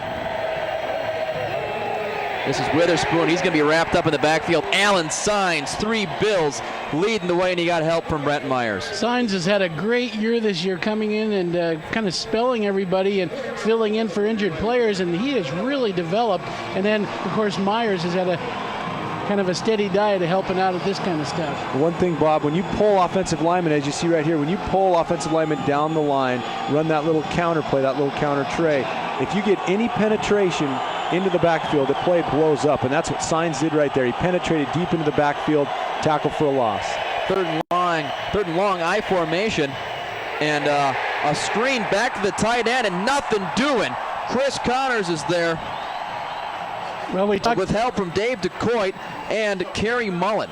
We talked about it on the last series with the Eagles before on those screens, if you could recognize. And again, Montana has done a great job recognizing these screens and getting people at the point of attack. Well, what happens there, Bob, is the Grizzlies had a zone blitz on.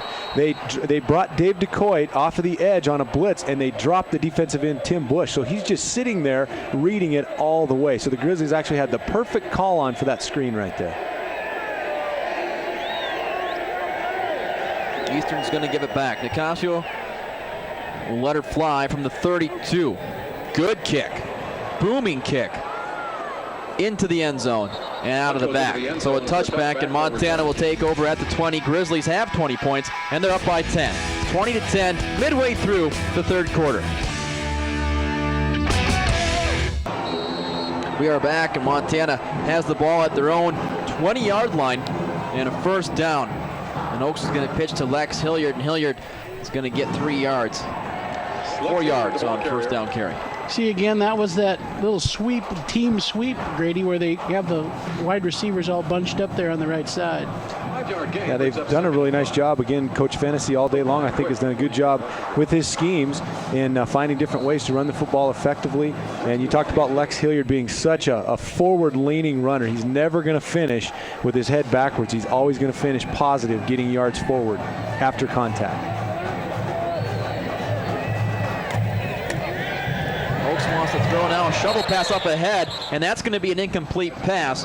Trying to hit Hilliard on that inside kind of shovel that they did to Justin Green earlier this half, and this one falls incomplete. Such a great play of fooling the defensive linemen because they think they're free, and they nearly were there. But when they sneak underneath and throw it, it can be highly effective, but that time it did not work. Grizzlies facing 3rd and 5. Talmadge back in the game. John Talmadge has not played a whole lot. He's the left flanker and trips to the far side. And Levander Seegers on a screen, and a great call and great blocking out from the late flag comes in. But it looks like Seegers has a first down. Got a great block to spring himself. Tate Hancock and Dane Oliver led the way. I think this is going to be one of those unnecessary blocks, too, where Seegers is on the outside. He's definitely got the first down, but I think a lineman behind the play is going to get called for holding right here, which just didn't need to happen. An unfortunate penalty. Good call, Grady. That's the initial signal from Rich Rose, and trying to pick it up might be tough to pick up. Great blocks on the outside, which were clean blocks from Oliver and from Hancock. Like you said, an interior lineman on the backside of the play got flagged. Well, and you can never fault a guy for hustling. These guys are trying to work. They're trying to get involved in the play. Holding on the defense, number 20. We'll go 10 yards to the start of the foul. The down remains 3. I believe he meant to say on the offense, number 20. He said holding on the defense, but that would have been against J.R. Waller. Ends up being just a little bit longer. They had a 3rd and 5. Now they got about a 3rd and 7. So still a manageable 3rd down, 3rd and 8 possibly here. And again, it'd be nice to see a receiver get open if you're a Grizz fan and actually gain separation. Just really impressed with Eastern's secondary today and how they've so tightly covered the Grizzly wide receivers.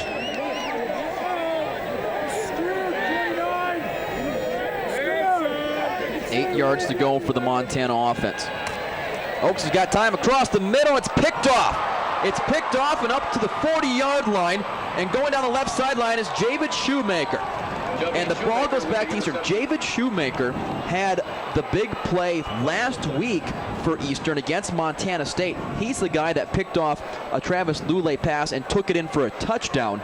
So his second pick in as many weeks. Well, and Craig just sails this ball. I mean, he's got Levander's actually breaking across the middle on a deep dig route, and he's just got to try to actually pipe that in between the two linebackers. But Craig just sailed it over way too high over their heads and into awaiting Shoemaker's arms as a safety there. I don't know. It almost looks like his shoulder might be bothering him a little bit, Bob. Yeah, we saw that earlier, but it was the second time he's thrown into pretty heavy coverage. Dead ball foul, personal foul, number 77 on the defense with a late hit out of bounds. 15 yards, first down. So that'll go against John Skinner, so that'll give Eastern great field position. Skinny gets called for a late hit as you see Shoemaker make the play. Yeah, and you can see right there on the replay, Tom, where Levander breaks across the middle on a dig route, and that ball just needs to be pumped just on a line right in between the linebackers, but sails it. Eastern's got a great opportunity right here. And Meyer going to the end zone. It's going to be picked off right back to Montana. Kevin Edwards gets his 4th pick of the year. I'll give the Grizzlies credit here, Grady. That time, I think Eastern got a little too creative. They went on a little bootleg counter where he rolled out, and instead of coming back to the right, he tried to go across the grain and throw it back across his body. You see the guard pulling here. Everybody thinks it's going to go right, but the Grizzlies are all over this. There's 2 people there. And we talked about Edwards, how tall he is as a cornerback. You know, most corners are fairly short. Eastern's corners are both 5'7", 150 and 5'8", 155. Then you have Edwards, 6'2", 195. He's got the ability to catch up, and he's so long he can get up and make plays just like this. And the Grizzlies, again, I think this comes from the scout team, because that's right in the notes from the week's scouting, that they got to keep their head up and look the backside. Ben Wynn comes on the field late for the Montana offense. Looked to be some confusion for the Grizzlies, and Montana has to burn a timeout. Grizzlies back with the ball off the Edwards pick. We'll be right back after this.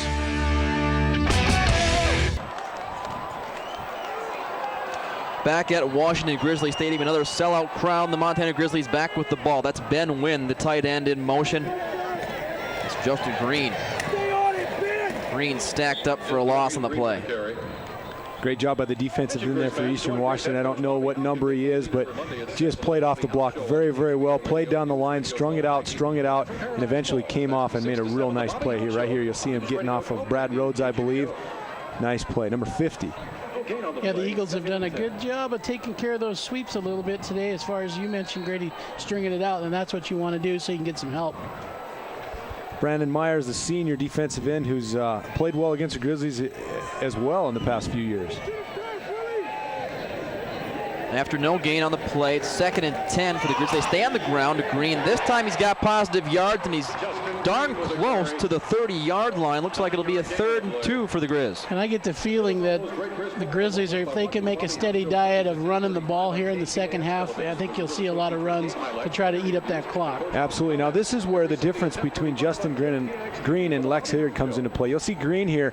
He just wants to take on anybody instead of making a little move, and the DB actually just gets out of the way. If he just keeps his feet and keeps running, maybe makes just a little bit of a shake, he might still be running, but he just tries to plow him over, and the DB kind of olays him there and knocks him down.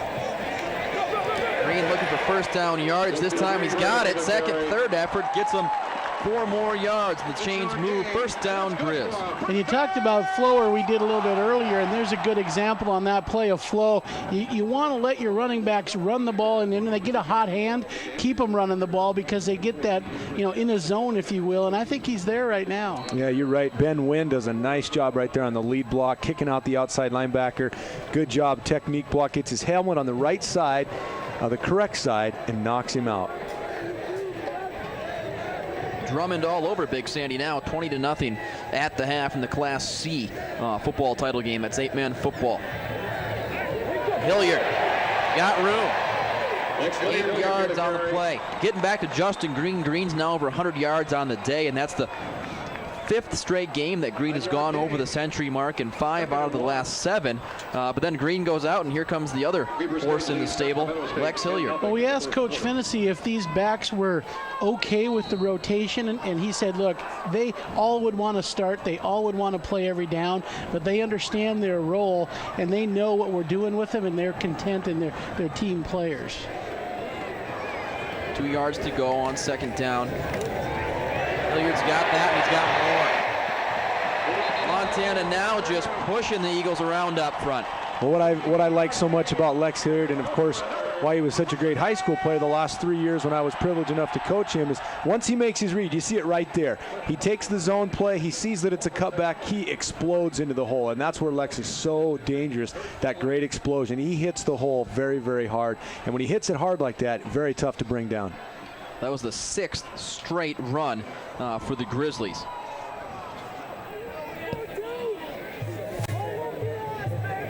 Wind goes in motion. This is run number 7 in a row, and why not? Green for 7 more.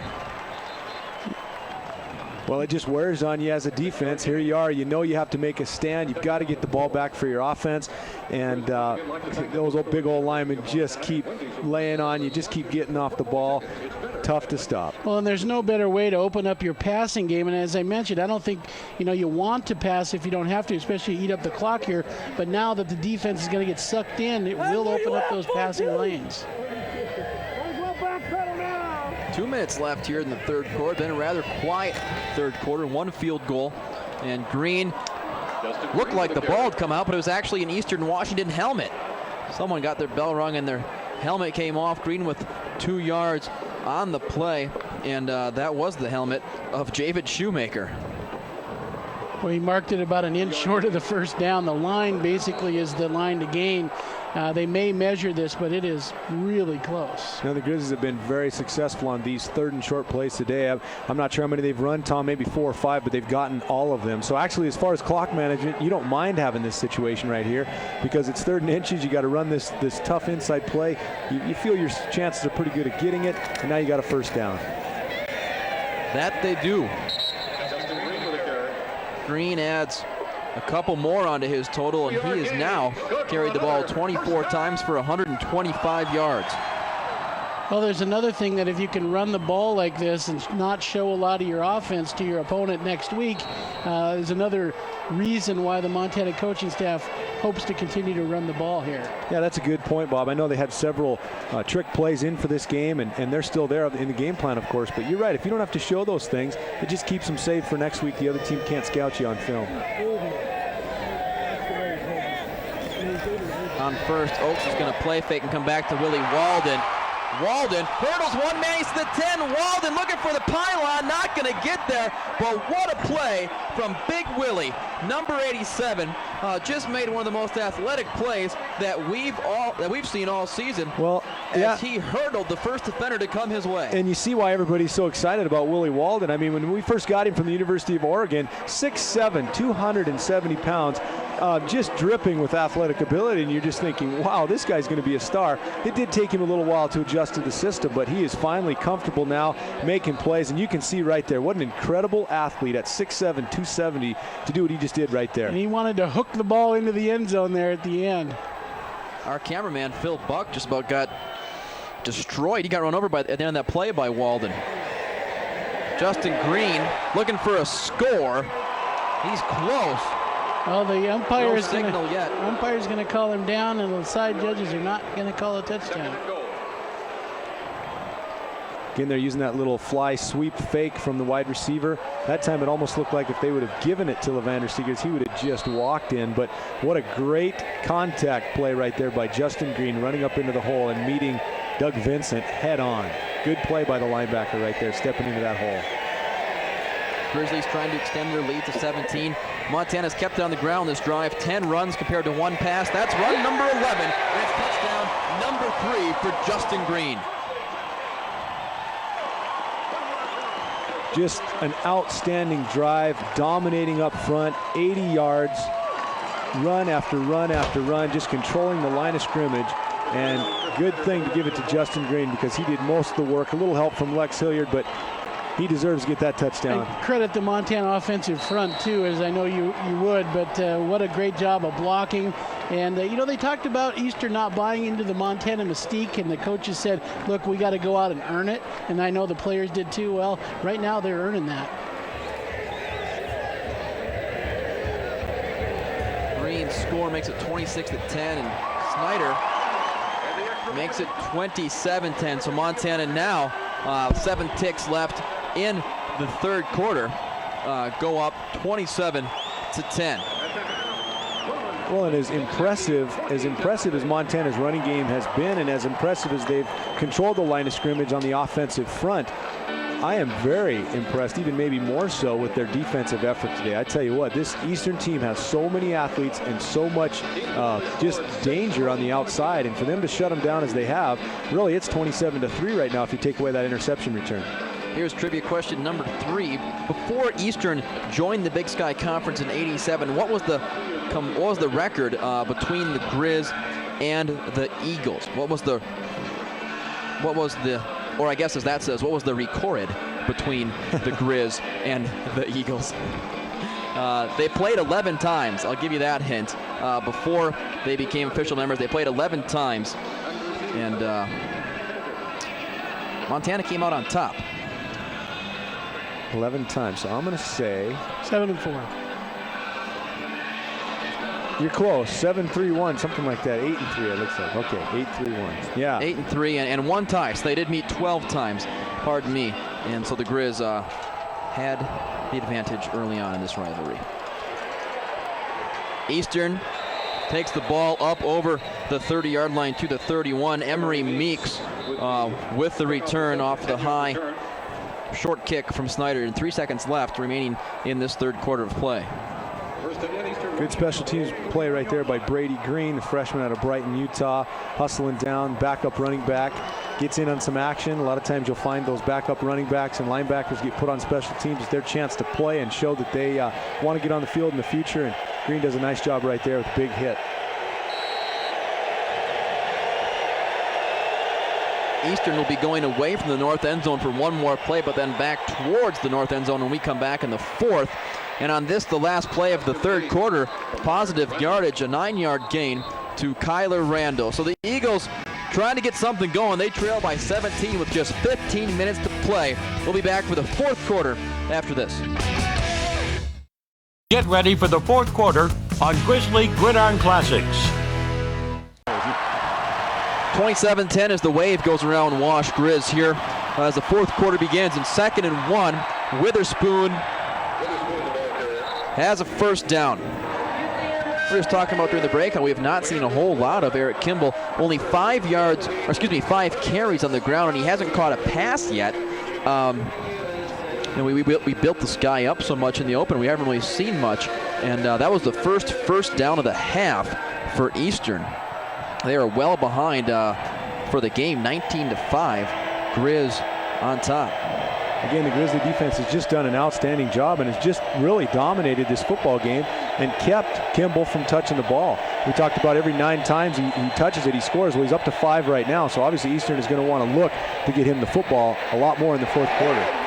That ball incomplete. Kyler Randall, the intended receiver, and he was sandwiched between Chris Clark and Tough Harrison. Clark remains on the turf. He's shaken up.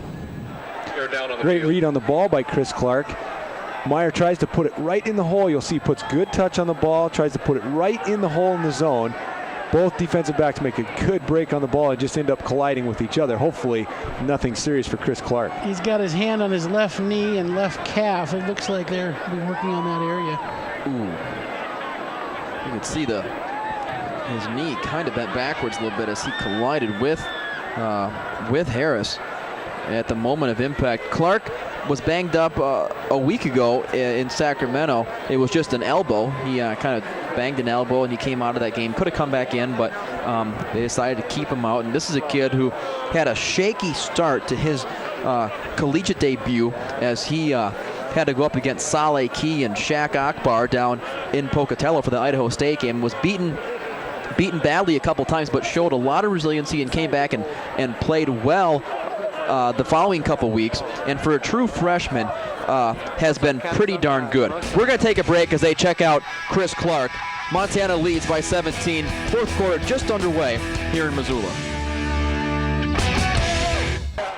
It was actually Tyler Thomas that collided. You can see Clark's knee bend in a little bit. That does not look good. Hopefully he'll be okay. We're back to action and complete over the middle. Meyer with a gain of 16 yards to Eric Kimball. Flags on the play. So maybe coming back, but again, go back. Clark looked like Clark may have really bent his knee. Hopefully he's okay. And it was Tyler Thomas that collided with him, not Tough Harris, as I think I said the first time. But looks like Eastern may have this play called back. The flags were thrown in the offensive backfield. It's like you're going like, I don't know, it gives me the feeling I get when I'm like really nervous for something. It's like Rich Rose forgot to turn his microphone on. You got a roughing the passer after the holding. So they're going to offset. Well, you can see Chris Connors worked really hard. I don't know if you'll see it on the replay here, but Chris Connors out of Butte, Montana, senior, who's been a great player in this Grizzly program, works really hard to keep on his rush, He eventually gets to Meyer, gets held, but then gets in there just a little bit late. And that was Kimball's, would have been Kimball's first catch of the game, but wiped out. So we'll do it again, 2nd and 10.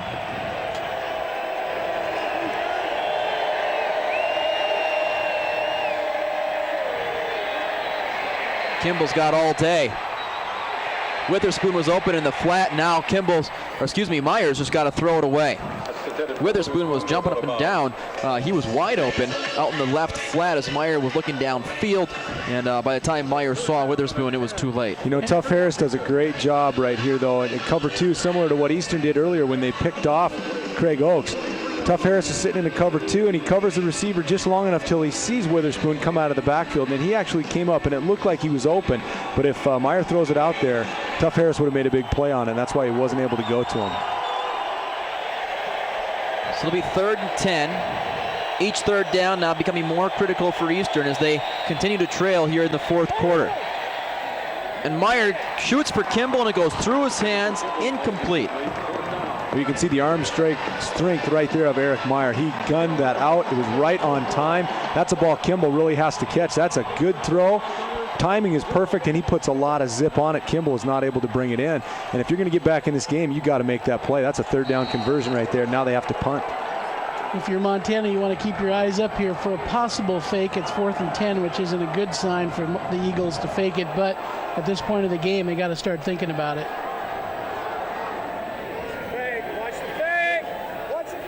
Nicasio's had a good day, 2 punts over 50 yards already. And this is another good kick. Seegers left it back up to the 6. And he's dropped at the 17. 51-yarder. I'm just not sure if there's anyone in the entire country that's better than Levander Seegers at making the first guy miss. I can't remember how many times I've seen a defender that comes down unblocked like that's gotten him down. He just does a great job of catching the football and then making that first guy miss and getting positive yards.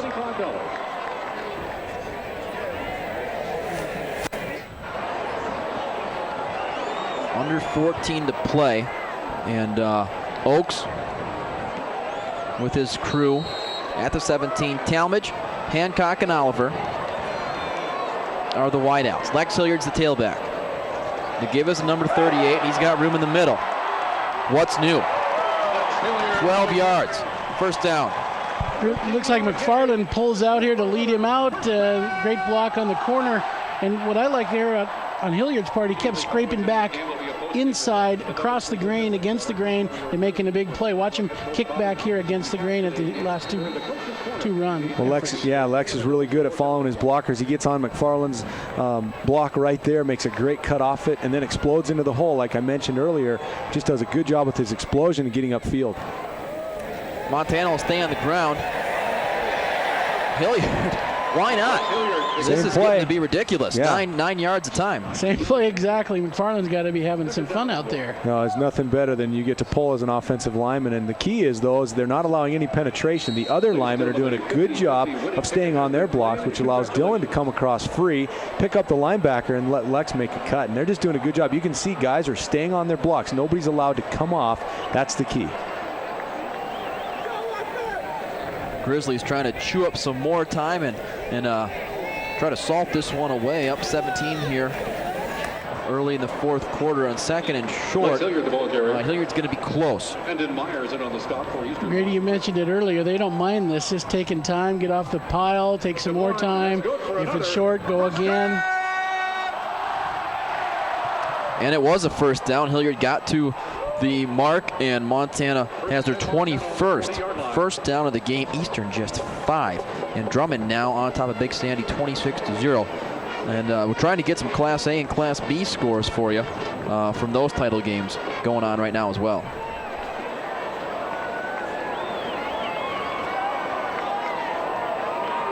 Green left side. Got to the corner and put his head down, and he's got Another 7 yards on first down. Well, Coach Kowalski out of Cut Bank, the legendary high school coach who now is here at Montana coaching running backs, he has to be so proud of these guys, and he's doing just such a great job. But he has them doing just the things you want to see out of a running back. Notice how they always finish positive. They'll never get driven back, and their helmet end up behind their feet. I mean, they're going to end up forward all the time, and that's a sign of a good running back, hitting the right hole, exploding into that hole, and then always finishing with those positive yards after contact. Connor Malloy, the man in motion. Seen a lot more Malloy today than we have the last couple weeks. And Green puts his head down. He's near another first down. Eagles getting a little bit frustrated right now. A lot of extracurricular going on, and they've got to watch themselves because that could hurt them as well. But as you mentioned here, nice run. You can see the Grizzlies pulling out. That's Jay Green leading them through. You also have to give Dominic Dasty and his offensive line a ton of credit. They've gotten better all year long. As I mentioned in the first quarter, they've really gelled. I think Jay Green now, you gave him credit, Tom, earlier. He's really stepped into that role, filling in for Derek Decker. And you can see these guys just getting better and better as a unit as the season goes. Play fake. Oaks wants to go deep. He's got Connor Malloy, and he was so wide open. The pass was overshot, and Malloy got turned around and couldn't get back on track. Looked like a play that was going to have big things for Montana written all over it. Couldn't connect at the end. Well, surprise play here is they go for it on third and short. They go for the long ball, but we'll see if they punt. Looks like, they've gotten those all game long. They were not unsuccessful once the entire game, so that time they figure, well, Eastern knows we've been successful with this short yardage running play. Let's go ahead and play fake it, try to get something big, and they almost had it. But now Coach Houck, possibly a little gamble here, going for it on 4th and short. Straight ahead, Green appears to have a first down. Montana leads the Big Sky Conference in 4th down conversions, and looks like they've added another positive mark in that category, and it is a first down for the Montana Grizzlies. Well, I like what it does there, Grady and Tom, is it sort of sends a message to your team. We're going to try a big shot here. We don't get it. We're going to still have faith in you. We're going to run the ball. You can do it. I like it, and that comes from Coach Houck. Obviously Coach Fennessy, the offensive coordinator, is calling the plays, but Coach Houck's the one telling him, hey, take a shot right here. Let's take a shot. We know we can get it on 4th, and that's exactly what they did, and just good coaching, good working together. Malloy in motion, now goes back the other way. Hilliard again. Hilliard. 5 more yards. You've mentioned, Bob, throughout the year the 1-2 punch and even 3 with Waller. But as a defense, you start getting used to the punishing running of Justin Green. He's going to come at you. He's going to come at you. All of a sudden, Lex Hilliard comes in. He's a little bit shifty. You notice that little bounce step right there. So you got to adjust to a runner that's got same kind of power, but's got a little bit more moves. And it's just a really, really good combination right now the Grizzlies have working in the running back position. Hilliard, 11 carries, 74 yards for the afternoon.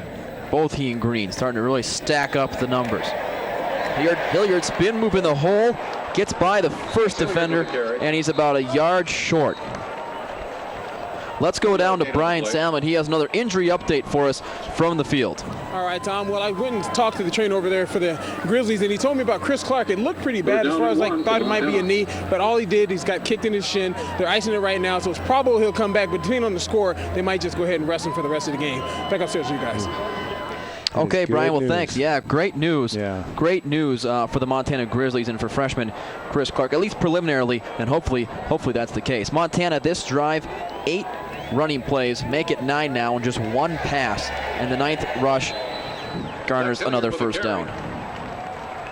Just phenomenal what this Grizzly offensive line and what their staff has done putting this run package together for this Eastern Washington game. And that Eastern defense is young, and they've given up some yards this year. But, boy, you really got to credit them how they've just stayed with it and consistently moved the ball in big chunks all day long. Well, as the season started, the Montana offensive line was touted, and everybody figured it would be tremendous. Then early on, they had a little bit of trouble early, and then now in the last 3-4 games, they have really come together, and that is a great sign for the Grizzlies as they march to the playoffs. Under 10 minutes, and it's first down and 10, and Green straight ahead. This time, not much for Green. One of the few times he's been stacked up right at the line of scrimmage, and a short gain, maybe a yard and a half for Justin Green. But anyways, Green, even with that, 30 carries and 138 yards now. And again, the 5th straight game that Green's gone over 100 yards rushing. Do you guys have any idea what is the most carries? That has to be the most carries for him this year in a game. That's 30 right there. That's packing the ball quite a lot. Second and 9, and now there's a whistle from the far side of the field. John Talmadge trots off towards the sideline. Looks like he had to talk to Bobby Houck about something. I don't know if it's like Talmadge may have some equipment problems. Either way, time on the field. Montana charged with the timeout. We'll be back after this. Grizzlies by 17. Grizzlies facing a 2nd and long. Inside the 40-yard line of the Eagles. It's Green once again. He's got all kinds of room and a great stiff arm. Gets to the 20, to the 10, still carrying tacklers. He's in for a touchdown. Flags on the play, but Justin Green just made an incredible run to the end zone. I think we're going to get a holding here, and this may be coming back, although in the area of a face mask as well. We'll have to see where they call it. It was cute at the end of the run, Grady, where he pushed himself in. He was backwards, and you could see him just push like he's jumping off a diving board to get in. It's going to be against the Eagles, I think. Looks like it might be a face mask, which you mentioned. What a great run. Yep, touchdown. On the replay, you'll have to watch at the end of this where he catapults himself backwards into the end zone. Well, it's just that whole object of Personal foul, face mask on the defense. The election is to take it on the kickoff, 15 yards. The score is good. Right here. Well, he just threw aside number 42 at about the 20-yard line. That's Mohammed Shamsuddin. And Shamsuddin came up to make the tackle, and Green just wasn't having it. Just wasn't having any part of it. Threw him to the turf, and he goes in to score. And there you see Ron Kowalski, a good shot of the running backs coach. There he is right there. And as you said, he has to be pretty pleased and probably feels pretty fortunate to have the stable of backs he has to work with. Snyder puts the extra point through. Montana now 34-10 on an incredible hard-nosed run, a gritty run by a guy who loves contact. Great block from John Skinner in the hole, and then just throws Mohammed Shamsuddin to the floor, and then he goes into the end zone. Just so strong and powerful, and as you mentioned, as far as Coach Kowalski feeling so good, he's got a freshman, a sophomore, and a junior back there.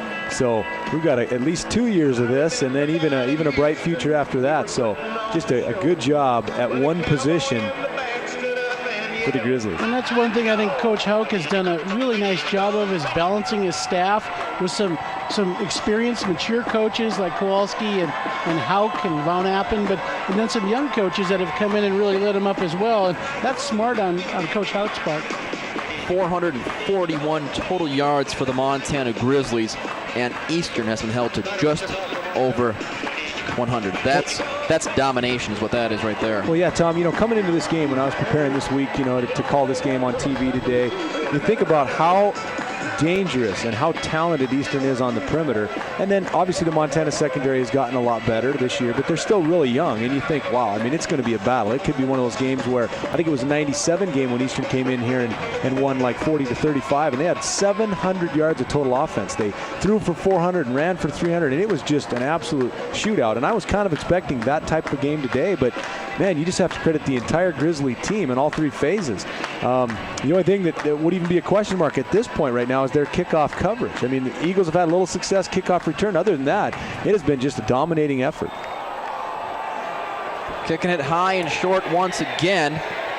And again, it's Emery Meeks with the return, and a flag on the play, though.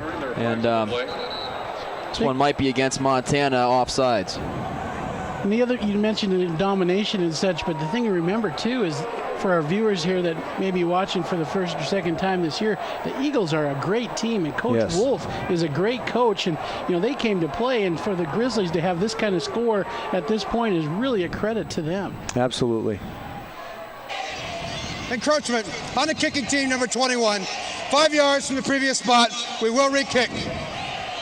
The other thing about the Eagles is they wanted this game bad. They were 6-4 coming in. They knew if they could win this, they knew they'd have a winning season either way. But then if they won this game, they'd be 7-4. You beat one of the top teams in the nation. This is a big game for them. So no way were they, not overlooking the Grizzlies, but, not coming in wanting to play well. Right. Coach Wolf also mentioned they already had I think their 5th straight winning season or 4th straight winning season locked up for sure. Being 6-4 coming in, they were going to finish, at worst 6-5, but they wanted to finish with a winning record in the league. They're 3-3 right now, and Tom talked about a couple of those losses they really didn't feel they should have. So they feel like they could be 4-2 or even 5-1 in league, but they wanted to win this game so they could finish 4-3 in league.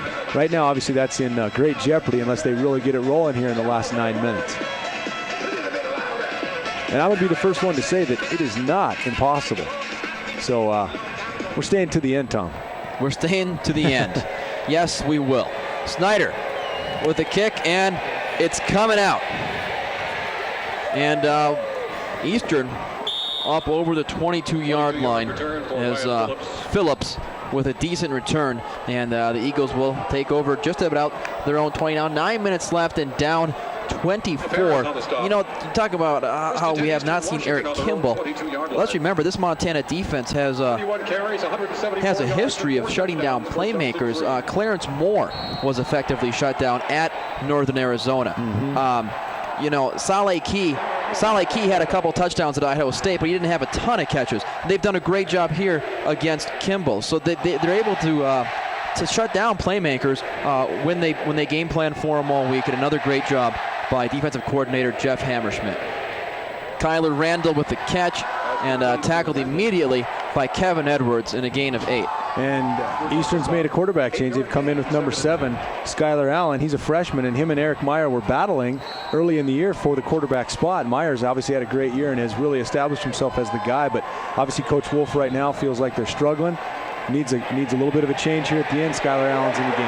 And Allen taken down behind the line of scrimmage. He's brought down Mike Murphy with the sack. By Mike Murphy, good to see Mike Murphy, another great player out of Montana High School. He came out of CMR, was a tremendous player there, won a state championship. Good to see him getting some action. Unfortunate the Grizzlies have had so many key injuries to that outstanding defensive end spot that they have, but Murphy's going to be another great one in that line of defensive ends. Witherspoon straight ahead for a first down, and Eastern will have a new set of downs. You mentioned Murphy there at CMR. He was a dominating defensive end. He was All-State, I think 2 years in a row, but certainly he's the kind of player, if he develops here, will just have a wonderful career for the Grizzlies. That was the first third down conversion of the afternoon for Eastern. They're now 1 for 10 on third down. So Montana has owned that statistic.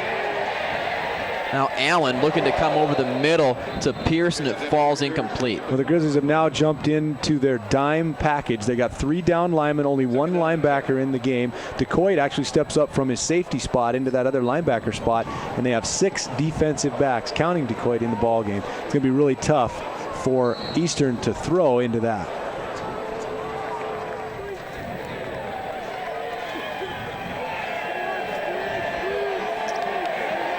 And the Eagles will go 3 wide on 2nd and long.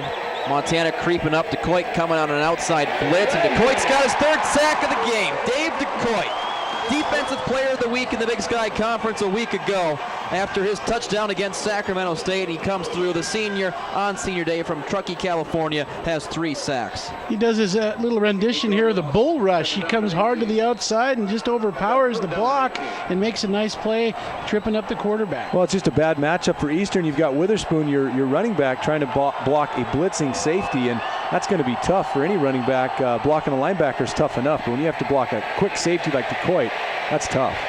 Allen running for his life again, met by Myers, and from behind Murphy and DeCoit. So trouble from both ends, and it'll set up a 4th down, and Nicasio comes on to kick it back to Montana. 4-yard gain brings up 4th down. Well, you can tell the Grizzlies are smelling it right now, Grady. The defense and offense, they know that that was a big stop, and this next offensive possession will probably seal the deal if they can control it. Well, you know for sure we're going to see a lot more of Justin Green and Lex Hilliard. Kick is away. Seeger's on a back pedal. He'll get a shot, though, from the 23. to the 30, still on his feet, and finally brought down to 34. And we'll take a break. Montana in complete control, and it's on cruise control here at Washington Grizzly Stadium. The Grizz by 24, and they're getting the ball back. We are back at Washington Grizzly Stadium. We were just talking during the break. This Eastern team, they're known for their prolific tailbacks. This will be a streak broken this year. It had been 8 straight years of 1,000-yard rushers, but it's not going to happen this season for Eastern. Kyle Sampson in at quarterback on the option, and he decides to keep, and he falls forward for a minimal gain. That last drive for Gain on the play, 2nd and 10. The Eastern Washington Eagles ended with a rash of quarterback hurries and sacks. And like you said, Skylar Allen probably thinking, why did you put me into the game, coach? I'm just getting killed out there. Tough spot to come into, no doubt, for Allen. Yeah, and you talked about the great line of tailbacks that Eastern has had. You go back to Jesse Chapman, who's now playing with San Diego Chargers, and just a tremendous back. And then last year, Javon Griffith, who really hung one on the Grizzlies last year at in Spokane. Man, he just lit them up, rushed for almost 200 yards, and so yeah, that's something that they're missing a little bit offensively, but they have so much talent coming back. And look at the day by Justin Green. I got a feeling that Justin Green will be the offensive player of the week in the Big Sky Conference. Hands down. That kind of line. 4 TDs, and that last run was quite a signature for his day, man. And what a great run. Sampson on the option, he's going to keep. And this true freshman is inside the 30-yard line, down to the 28. Big gain for little number 85. And what a competitor. Yeah. That was a little option here, as you mentioned, but I remember him doing this in high school. He just ran away from folks. They just, there's one of those kids that there's just nothing that you can't like about Kyle Sampson. I mean, everything that he brings to the table, his competitiveness, his leadership, his enthusiasm, his energy. I guarantee you every single Grizzly teammate on that sideline over there just loves this little guy and is just happy that he's on their team. And again, for the next 4 years, they're going to use him all over the place at different positions.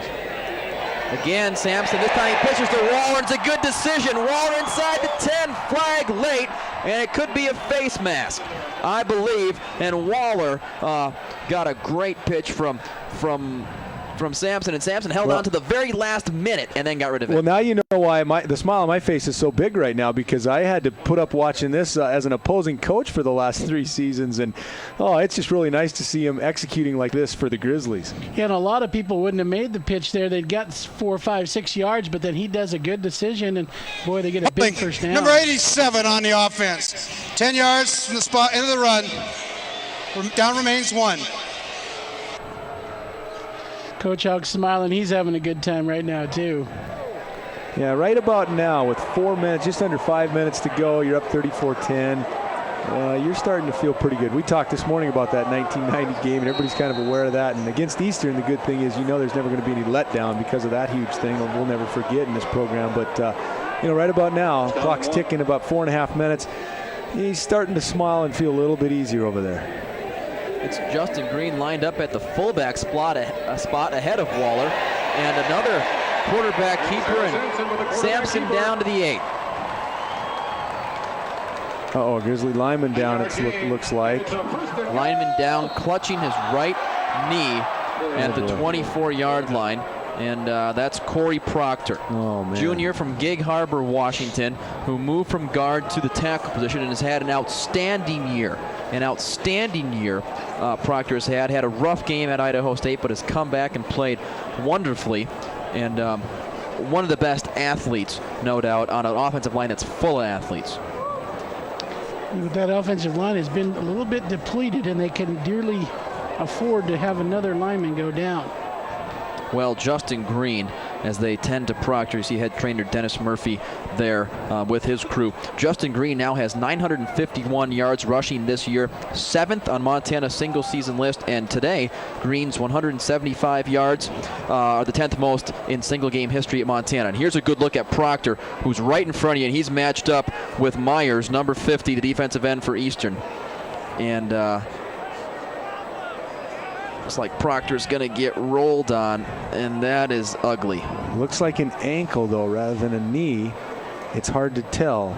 But anytime you get rolled on like that, you just bad things are going to happen. So Well, he's braced up too, so those braces generally protect the knee, but it's still always tough when you have a running back coming up behind you like that. Well, and you mentioned, Tom, they have so much talent up front. You know, Dylan McFarland is obviously a tremendous prospect, maybe even professionally next year. John Skinner, Derek Decker, but from what the coaches say, he may be the best one of all of them. Yeah. He's only a junior. Yeah, his athleticism is probably unparalleled along the line. And like I say, that's saying something when you have guys like Skinner and McFarland and Green and Rhodes and the rest of them. So Proctor going straight to the Montana locker room, and our best wishes sent along to Corey Proctor. What a nice kid, too. Had him on the coaches show this past week on the Bobby Houck Show, and he's always a pleasure to talk to. Has a real sense of humor. He and John Skinner were on the show together, and they did a great job. So our best wishes go out to Corey Proctor. First down for Montana. Sampson reverses his field, and now he's in trouble, and he's taken down. And replacing Proctor is Jason Frink. Frink, a 6'4", 260 sophomore from Post Falls, Idaho. Frink is in the ball game now on that offensive line for Montana. And the line has shifted. Rhodes now goes out to tackle, and Frink will play the left guard. Sampson again, the option. Sampson's going to score. Kyle Sampson takes it in and puts Montana up 40-10 as the route continues. Sampson, the option QB, the true freshman, on the ground, goes in to score. Well, Sac State had talked about the Grizzlies running up the score, and, you know, when you have your second team in like this, your second team quarterback, you know, you can't tell him not to try to score and not to do as well as he can, and he's such a competitor. You can see him cut up here. He's excited to be in the end zone. Yeah, it's a tough call. There was a show on ESPN the other night that talked about just that issue and when does it actually constitute running up the score. And like you said, Bob, I mean, it's tough. We had a lot of instances in this AA this year where scores got a little bit out of hand, and you know, it's kind of a tough call, but you don't want your kids to stop playing. Whoever you put in there, whether you keep your first teamers in or seconds or thirds, you want them to go out and play hard and do their job and execute. So, you know, in this case right here, I don't think you could say that at all. I think the Grizzlies are just executing what they do, and it's good to see Kyle Sampson actually get into the end zone. I think this is the first time he's got there. In his college career, they run the option so well. It's been a good package for him this year, keeping defenses honest, trying to prepare for it. That's his first touchdown as a collegian.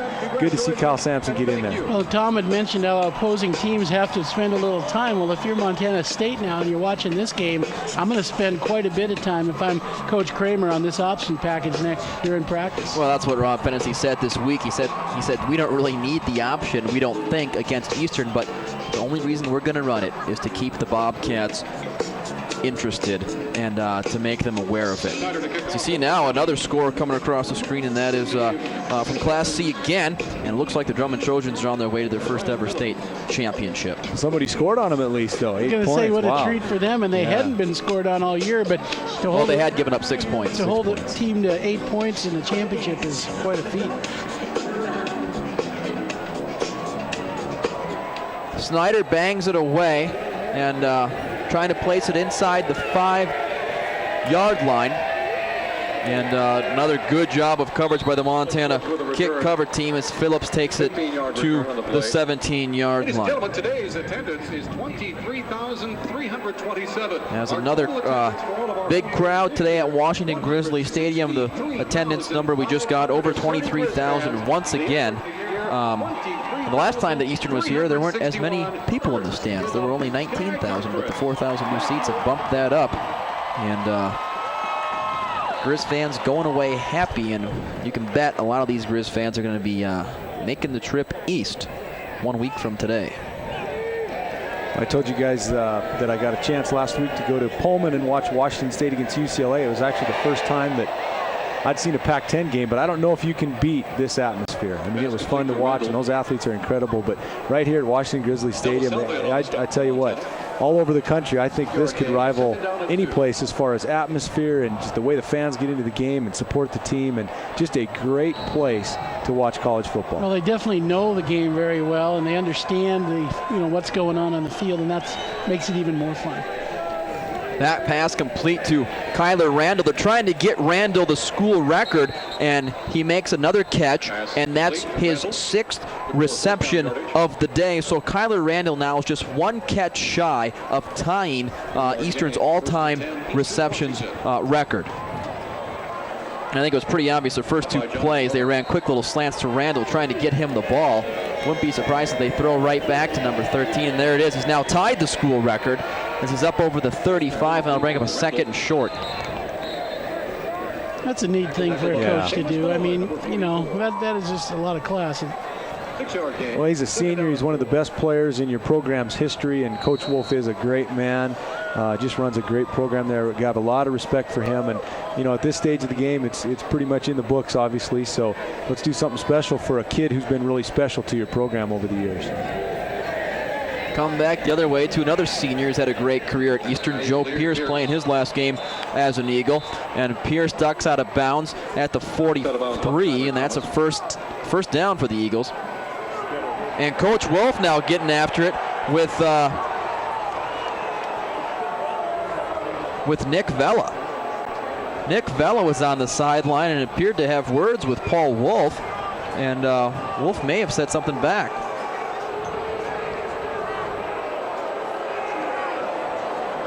Well, that was kind of interesting. Well, obviously, there's a little frustration on that Eastern sideline. They definitely did not expect to come in here and really get dominated in all phases of the game like they are today. So, you know, you can understand where there's a little frustration here, but Coach Wolf trying to just clear the sidelines and just say, hey, get back in the huddle, get out of here. Chris Connors pointing a finger saying, hey, don't touch my guy. Allen takes off, and he's tripped up. Tackle made by Shane McIntyre. McIntyre, who had 4 tackles a week ago at Sacramento. 2nd down and 7. Had Shane on the Bobby Houck show this past week, kid out of Helena Capital, and good athlete, no doubt about it. It's 2nd and 8, and Randall now has the school record. Kyle Randall with his 8th catch of the day, and that makes him Eastern's all-time career leader in receptions. He passes Bob Picard. That's reception number 167 for Randall's career. By the way, Bobby Houck show every Sunday night, now seen statewide in Montana. Sunday nights at 10:35. Join us on Montana's television network for Bobby Houck show. Randall once again down to the 40. Boy, they should have tried to get Randall that record in the first half. Yeah, he is a good receiver. He's got excellent concentration and goes up and makes big catches. Well, you know, it's funny. They talk about, you know, I mean, you establish a certain game plan, and I really think Eastern Washington felt like they had a good game plan coming in. I think they were just surprised by how well the Grizzlies have played, but short passing game might have been good. Here's the last trivia question of the day. In the history of the UM football program, they've had 33 coaches. Pass picked off, no, incomplete. Here I'm trying to read trivia, trying to call a play. A million things happening. Ball falls incomplete. Matt Lebsock nearly had a diving interception, but it falls incomplete. So anyway, back to the trivia. How many have had winning records? How many of the 33 Grizz head coaches? The answer may surprise you. I'm going to say 11. I think it's lower than we think. Yeah, come on. How'd you know that? I don't know. I'm guessing. That was a good guess. Wow. Wow. Well, Bob. Well, there was a little struggle early on, way back when. They've really been successful in the last 20, 30 years. Yes. That was impressive. Nicely done. Skylar Allen looking for something to happen here on 2nd and long, and he gets Eric Kimball. And we have an Eric Kimball sighting. Kimball's first catch of the day. 20-yard gain. I think that was his 8th or 9th touch of the ball, so the Grizzlies may have snapped that streak. That was his 7th touch. Close. 6th touch. Pardon me. 6th is all? I was going to say 3 more times down here in the red zone, and maybe he gets in. He's still within his average. 6 touches, no scores. Very quiet day for Kimball. Allen's looking for him again. Allen's taken down. Nowhere to go. The big blitz coming. It's Shane McIntyre. Wow, we talked about bull rush a minute ago, and that's exactly what this was. Just effort and power straight over the top of people here. Grizzlies actually confused Skylar Allen that time. They looked like they were going to stay in that dime, kind of that shell 3-deep look, and they actually rolled a safety up right there. And kind of confused him. He didn't have his first read, and by the time he tried to check off, here came Shane McIntyre for the sack. 5 seconds left in the game. This is going to be the last play, barring penalty. And it's picked off, and it's ran out of bounds. It's Tyler Thomas. Tyler Thomas, the sophomore from Dillon, with the interception to end the game in a dominating performance. This was today's ball game, by the way. You see Coach Houck and Coach Wolf together there. The first time in the history of the league that both head coaches were younger than the Big Sky Conference itself. Coach Houck, you can't say enough about him. I called him brilliant earlier in the year, what he did with Sampson in the beginning of the season to run some option there to win a game against a really good Idaho team. He is a young coach, but he has done a great job here. Absolutely. Early on in the season when a lot of people were a little bit frustrated and questioning, man, I think when you look back, you really have to get him and his staff so much credit, how they kept it together. They found ways to win, and people were upset with, the 12-7 win against Weber. Hey, Weber ended up having a really good year and surprised a lot of people, and, give credit to Eastern. Today was not a great day for them, but, they end up with a nice season. We're going to send it down the field. Brian Salmon is standing by with the victorious Bobby Houck. Brian. Well, Coach, I know you got to be happy. Last week you guys shut out Sacramento State. This week the defense doesn't give up a touchdown. 41-10. Got to be excited. Yeah, I'm excited about the way we played today. We keep getting better. I think this may be our best game of the year, Brian. It was really good. Our defense didn't give up a score. We threw an interception for a touchdown, and then we gave a big kickoff return up that they got their field goal out of. So we're playing good football right now, which it's November. It's time for that. And as far as offense is concerned, Justin Green, what more do you need to say? Justin had another big day. Obviously, the offensive line had a big day. Lex Hilliard did well. J.R. Waller did well. And it's fun when you can just mash somebody like that. And as far as scoreboard watching, you can go check out the other teams across the country. Top 5, some big games going on. Maybe you guys can move up to the number 2. We're right where we want to be right now. All right. Well, thanks a lot, Coach. Good win. Good win. All right. Have a good one. All right, Tom, we're going to go ahead and go back upstairs to you. Okay, thank you very much, Brian. Good work. Thank you, Coach Houck. The Montana Grizzlies prevail 41-10 in dominating fashion. We'll be back with more, hopefully with more from the sideline and Brian right after this.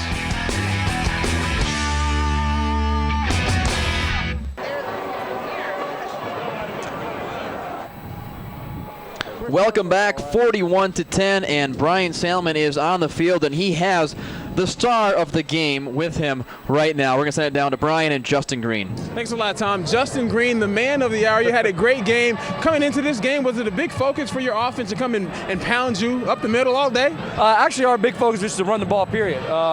Lex had a great day out there just running people over, and, run the ball was our mentality today. And as far as Lex had a good game, but you had a good game as well. Describe that last run. I mean, the guy, it seemed like he grabbed your face mask around the 10-yard line. You dragged him into the end zone. I don't know what got me into it. We had a great block to set it up, and open field. We've been pounding all day, and the guy just, he tried to bring me down, and I was able to carry him. Going into the last week of the season, the Brawl of the Wild, going against Montana State, you guys wanted to win out. You guys had a very impressive performance. Would you agree? Yeah, snowball effect. We're working on our snowball effect. It's end of the year.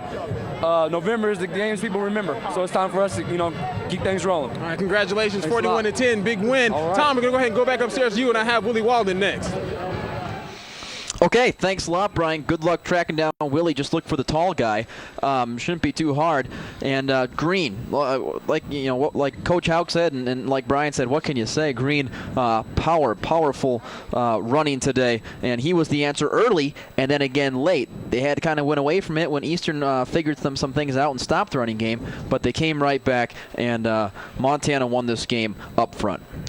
Yeah, no question about it, and it's really impressive to see the coaching staffs battle back and forth and the players execute on the field. Grizzlies came out and established the run so well. Eastern made some adjustments to stop it, but then the Grizzlies bounced back, made some adjustments of their own, and got it going again.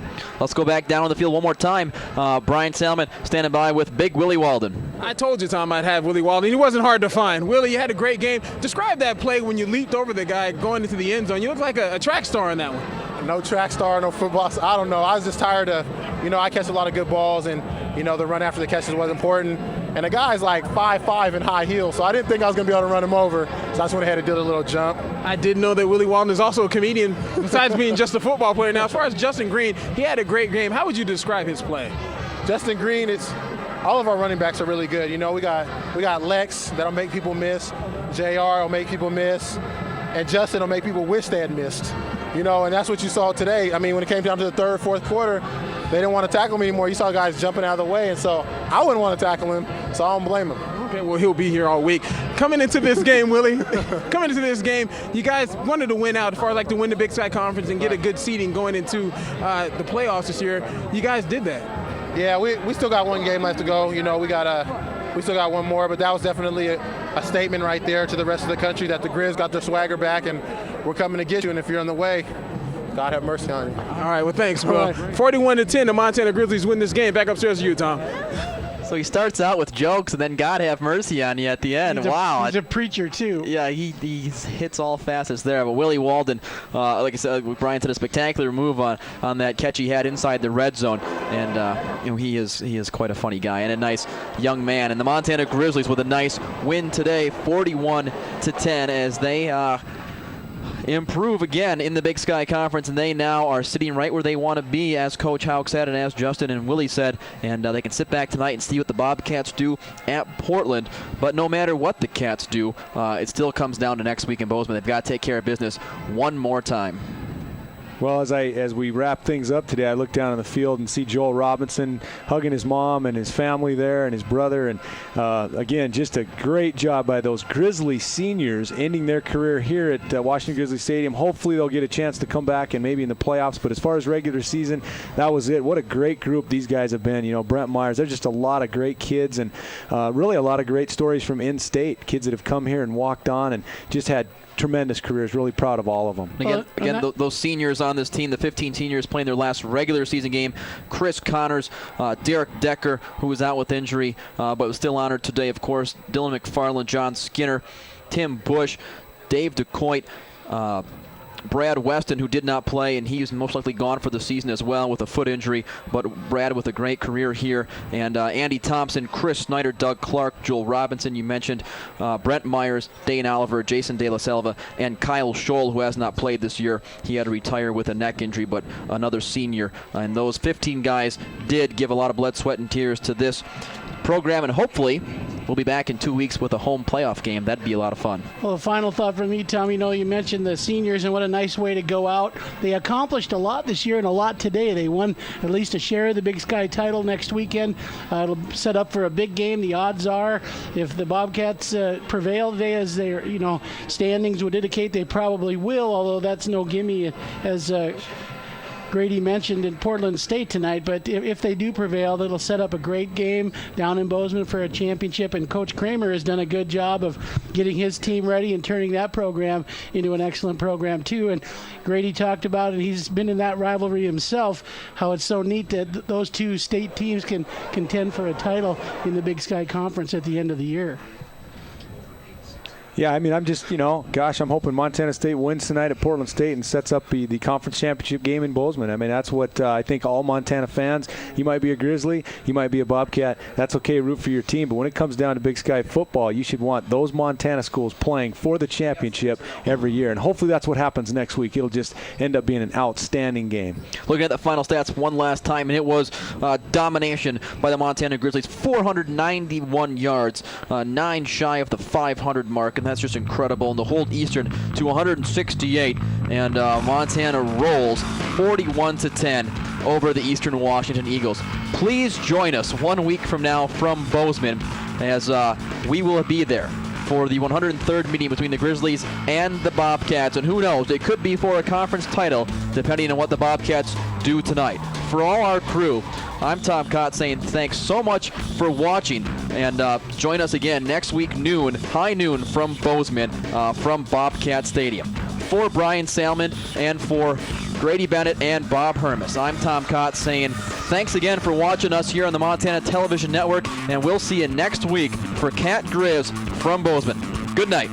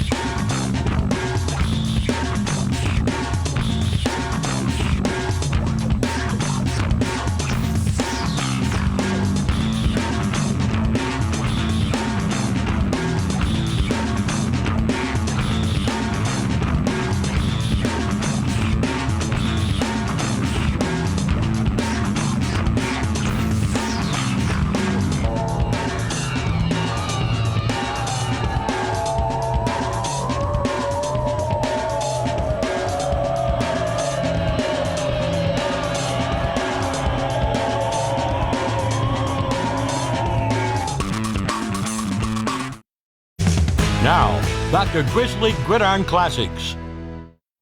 Back in 2003, current Montana running backs coach Justin Green was a running back himself for the Grizzlies after transferring into the school. And in a game against Eastern Washington, Green broke out in a huge way as the Grizzlies ultimately dominated the Eagles. The regular season was wrapping up in 2003 when Montana hosted Eastern. For Green, he had found a home at a school that gave him exactly what he was looking for in his first year as a Grizzly. It was the experience that I was looking for that I thought college football should be. Between the fans and the community and the guys on the team, that was a different experience coming from junior college and then before that San Diego State. It was everything I wanted it to be that I thought college football should be. Green's season was strong up to that point, but on November 15th, he broke free for 175 yards and 4 touchdowns as Montana blew out Eastern. The game was close in the first half, with UM holding a 17-10 lead at the break. But the second half was a different story, as the Grizzlies outscored the Eagles 24-0 en route to a 41-10 win, as Montana's physicality wore their opponents down. The way that we did things, we were body blow, body blow, body blow, and very few people could hang into that, and that was kind of that game, and you could tell when a team quits and